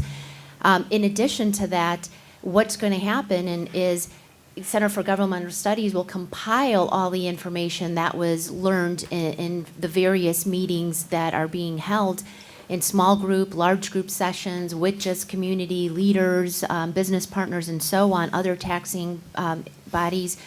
And then that will be presented to the City Council so that you can make the decisions on what are the priorities and goals for the City of DeKalb as part of that 10-year strategic plan. So we are not coming and presenting to you, here is the results and what we've decided as staff are the goals and initiatives for the city. That's a decision for you to make. What's going to be presented to you is the feedback compiled from those meetings from the Center for Governmental Studies. So please, I want to be clear that no decisions are going to be made by city staff. The decisions are going to be made by you, the elected officials, which will then be carried out by the staff as you wish.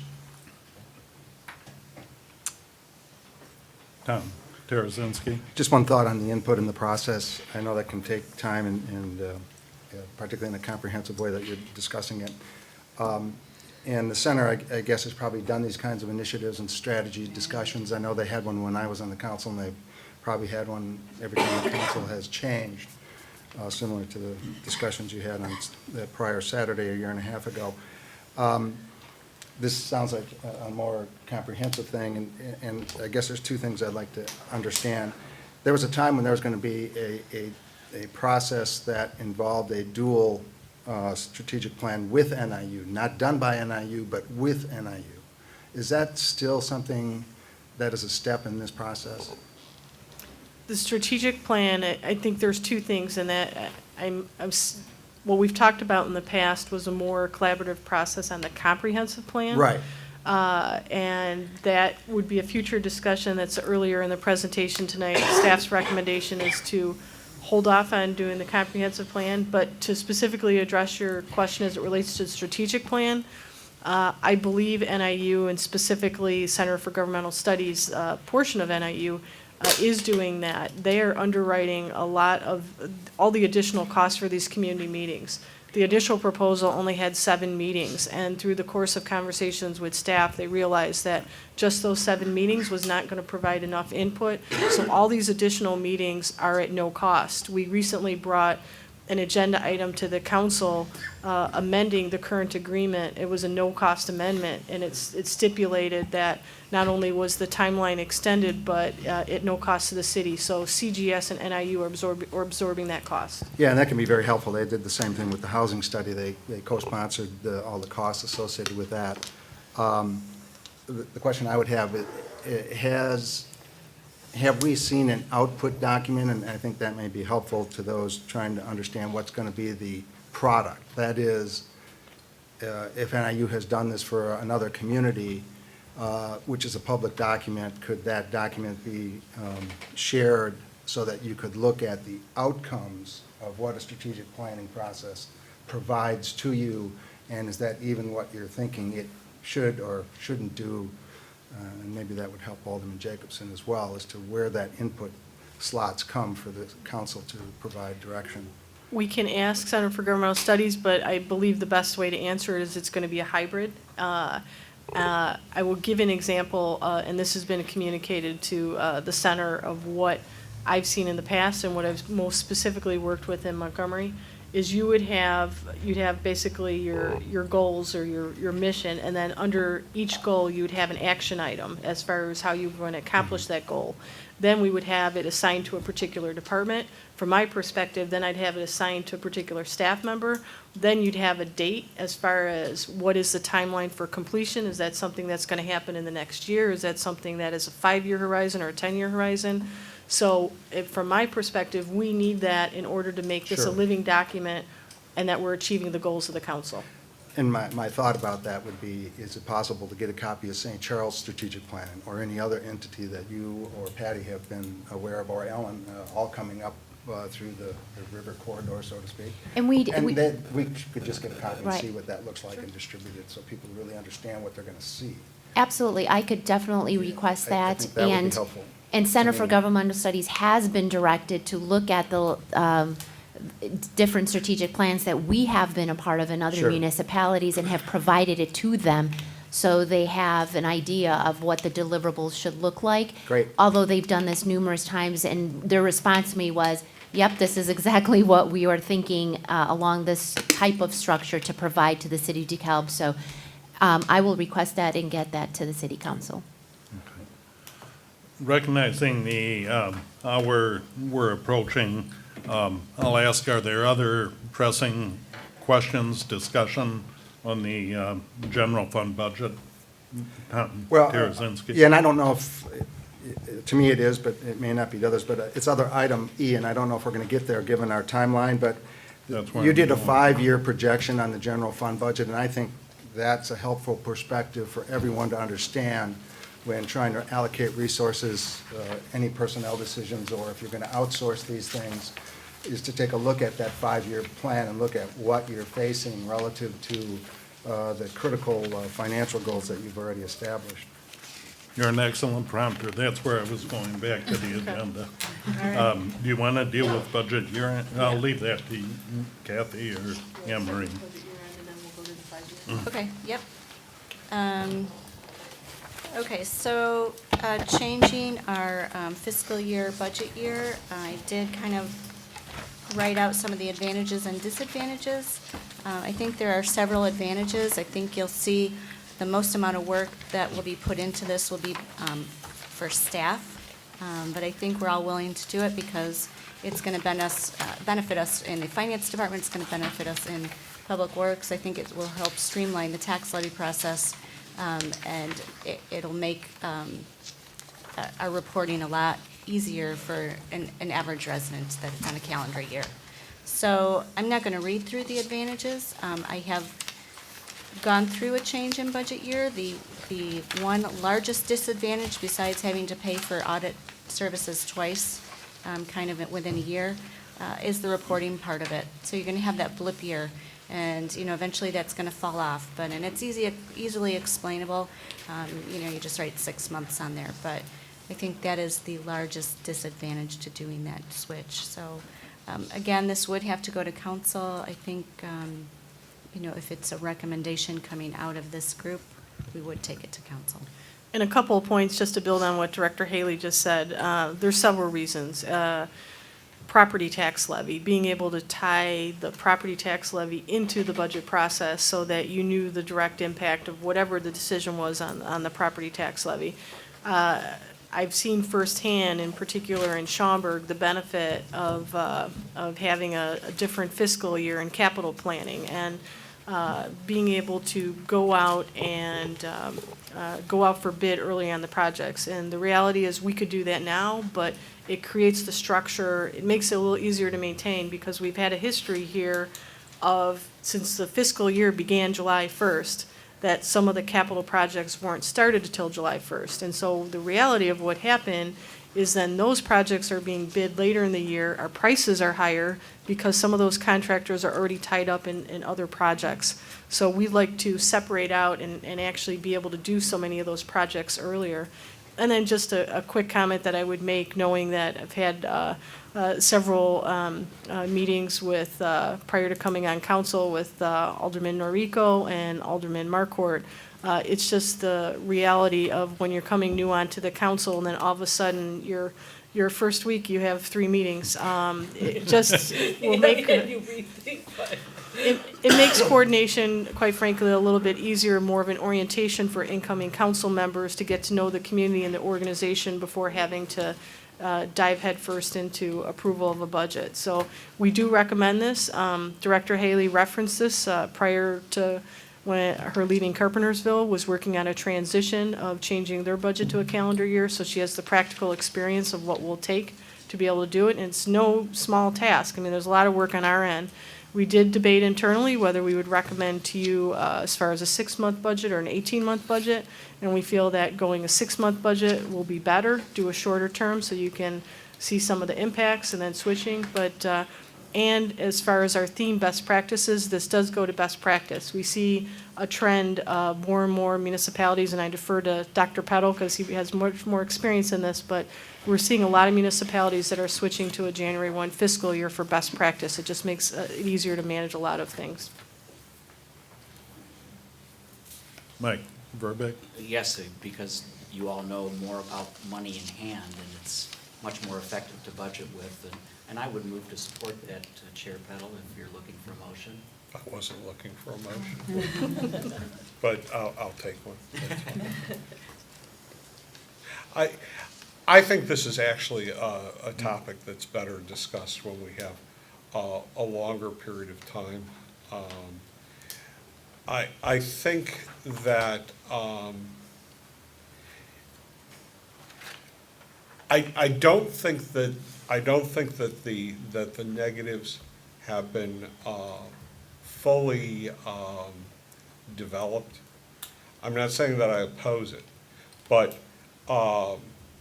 you're in a situation here where if you move to a calendar year budget, okay, you're waiting 7 months before you get your first property tax payment. Okay, whereas, you can view that as an advantage or a disadvantage. You have actually less information about your property taxes in a January budget than you do in a July budget, because your levy will not be certified by the time that your levy and your extension will not be certified by the time you start your budget year.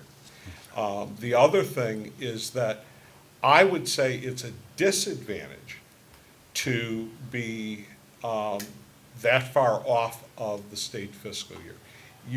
It's listed as an advantage, but let's say that we were on a calendar year, fiscal year, and the 50% cut in the intergovernmental revenue distributive fund comes through. Well, you'd have a better shot of knowing that that might be a possibility if you're closer to the time that the state does its budget year. I mean, it's 6 of one, half a dozen of the other, but I mean, I think that the negatives have to be weighed in a more balanced way against the positives. I'm not saying that the positives don't still maybe weigh out, but there are going to be changes, and Chairman Peddle has accepted a motion on the floor. I'd like to ask, before we get into more extensive discussion, either for a second to the motion or for the motion to be withdrawn. I'd be happy to withdraw it. Okay. Thank you. And Susie, did you catch that? Okay. Okay, so, So on the budget year-end, and excuse me for interrupting Kathy, but on the budget year-end, you're planning to come back to that topic with Finance Advisory and Council?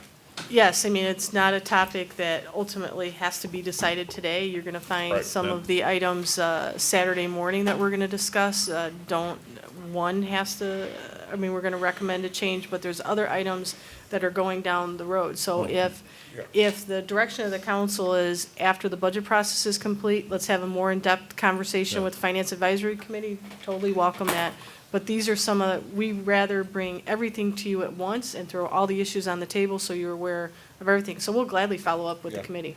I want to make it clear that I'm not saying that the motion is inappropriate. I just think that the timing, at some point, I want the committee to go on record as either supporting or not supporting. I personally don't know that we have enough information, or if the council even is down the road far enough that tonight would be the appropriate time to do it. I certainly think that the motion's appropriate, just let's put it in a different point in the process. And as City Manager Gore, Chair Peddle have alluded, we wanted to plant the seed with the discussion through this budget cycle. So that's the intent of bringing the topic, not to resolve it today, but to introduce it. Director Haley. next is, Tom had introduced the 5-year general fund projections. I don't think there's a surprise in these projections. We are, of course, 70% of our costs are personnel costs. We do have some guidance with some of the union contracts through 2017 of where the salary raises will be, but keeping in mind that we could have people retire that aren't incorporated in this and, staff them with a lower level salary. So it's not, it's not a perfect snapshot, but it's certainly a great guide to show where we're potentially headed. And I think it also shows that our revenues are fairly flat. We're very sales tax based, and those have been flat, at least for the last several years. But again, if the economy picks up, those can also pick up. So, but I agree with Tom, it is a great tool to be able to look at just to see. So, any questions on it? Yeah, I guess as we look at it, and I don't know if everyone has the pages that were part of this presentation on the 5-year. And I appreciate the fact that there's recognition, and I think very appropriately, that the revenue streams are flattened. We're in the 5th year of a recovery.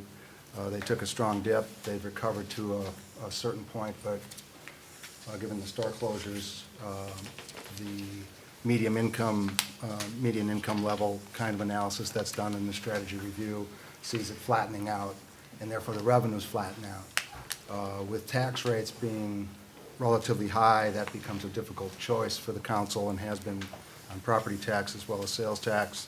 The county's looking at sales tax, the school district is looking at sales tax, and now the state's looking at sales tax. So those are going to be difficult decisions. But from a bottom line perspective, looking at the general fund and the surplus deficit, we get into a deficit in year 3 and follow that with ever increasing deficits in year 4 and 5.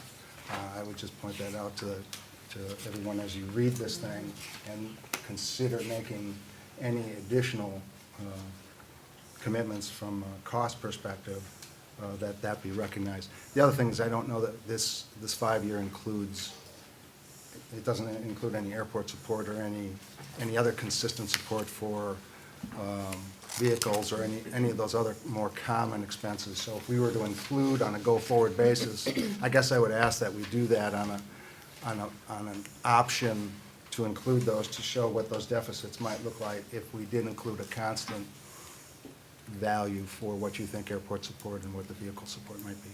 on a And I go-forward think basis. this will come back on Saturday, because Okay. our discussion on alternate revenue options will bring this back in full circle, Okay. so. The 5-year projections we have in front of us, Kathy, are the general fund, correct? Correct.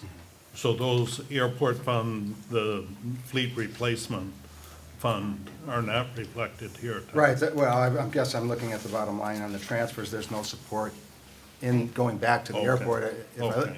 If I looked at the airport budget, I would say it's operating at a $200,000 cash flow deficit next year. You know, if that goes forward, Okay. we got maybe some holes there that, so Correct. I appreciate you're gonna bring it back. Right, and we will also bring some revenue discussion up regarding the airport as well, so. Kathy, will other financial goals be further articulated in the budget document? We talked about the 25% general fund balance goal. There's another fund balance that is targeted for a 25% balance. But there are a number of other financial goals that have been in the budget document. We'll be discussing the financial policies on that Wednesday. Okay. And just one thing to point out, one of the things that staff is doing is we're trying to transition the budget to a GFOA budget model. So GFOA stands for Government Finance Officers Association. There's a wealth of information that we're going to include in the final document, which would go to the council June 8th as part of the budget hearing, as well as the first reading of the ordinance. By this time next year, when we send out the budget document, you'll have the entire budget document. So all those charts and graphs and analysis and detail, some of which that you saw in Director Haley's presentation, it's our goal to provide that to you going forward, so you have the entire budget document.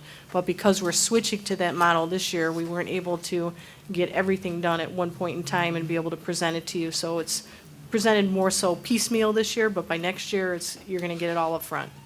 Okay. Director Haley? The final item was a handout. It was handout number 4. So we may want to have you take it with. You can read it. It was a request from council on long-term liabilities, and some of those long-term liabilities that are sitting out there that we want to make sure we bring to light and don't forget about, and possibly pay off some of them if we can, even this fiscal year. So it's a memo. Feel free to read it, and we can certainly discuss it on Saturday in more depth. And I would just say, as we go through from tonight into Saturday and to next Wednesday's meeting, we're presenting a lot of information, in particular on Saturday. It's going to be a lot of information on the capital side of the equation. We started with the general fund tonight, which is the general operations for the city. Saturday morning, you're going to be presented with multiple options, whether it relates to the water fund, fleet, as well as streets.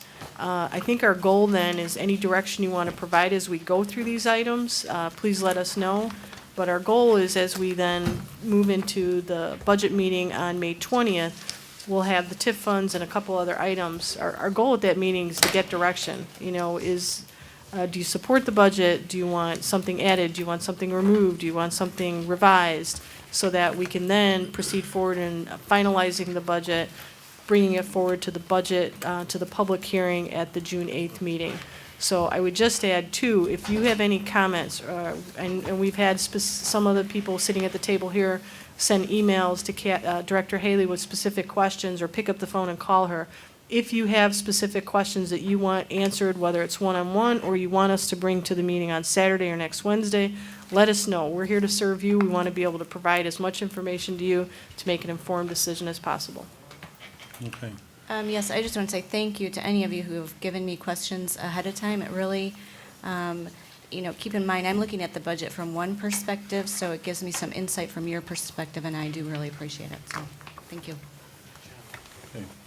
Public comment, Jen? Alderman Do Fanouken, they have any public comment?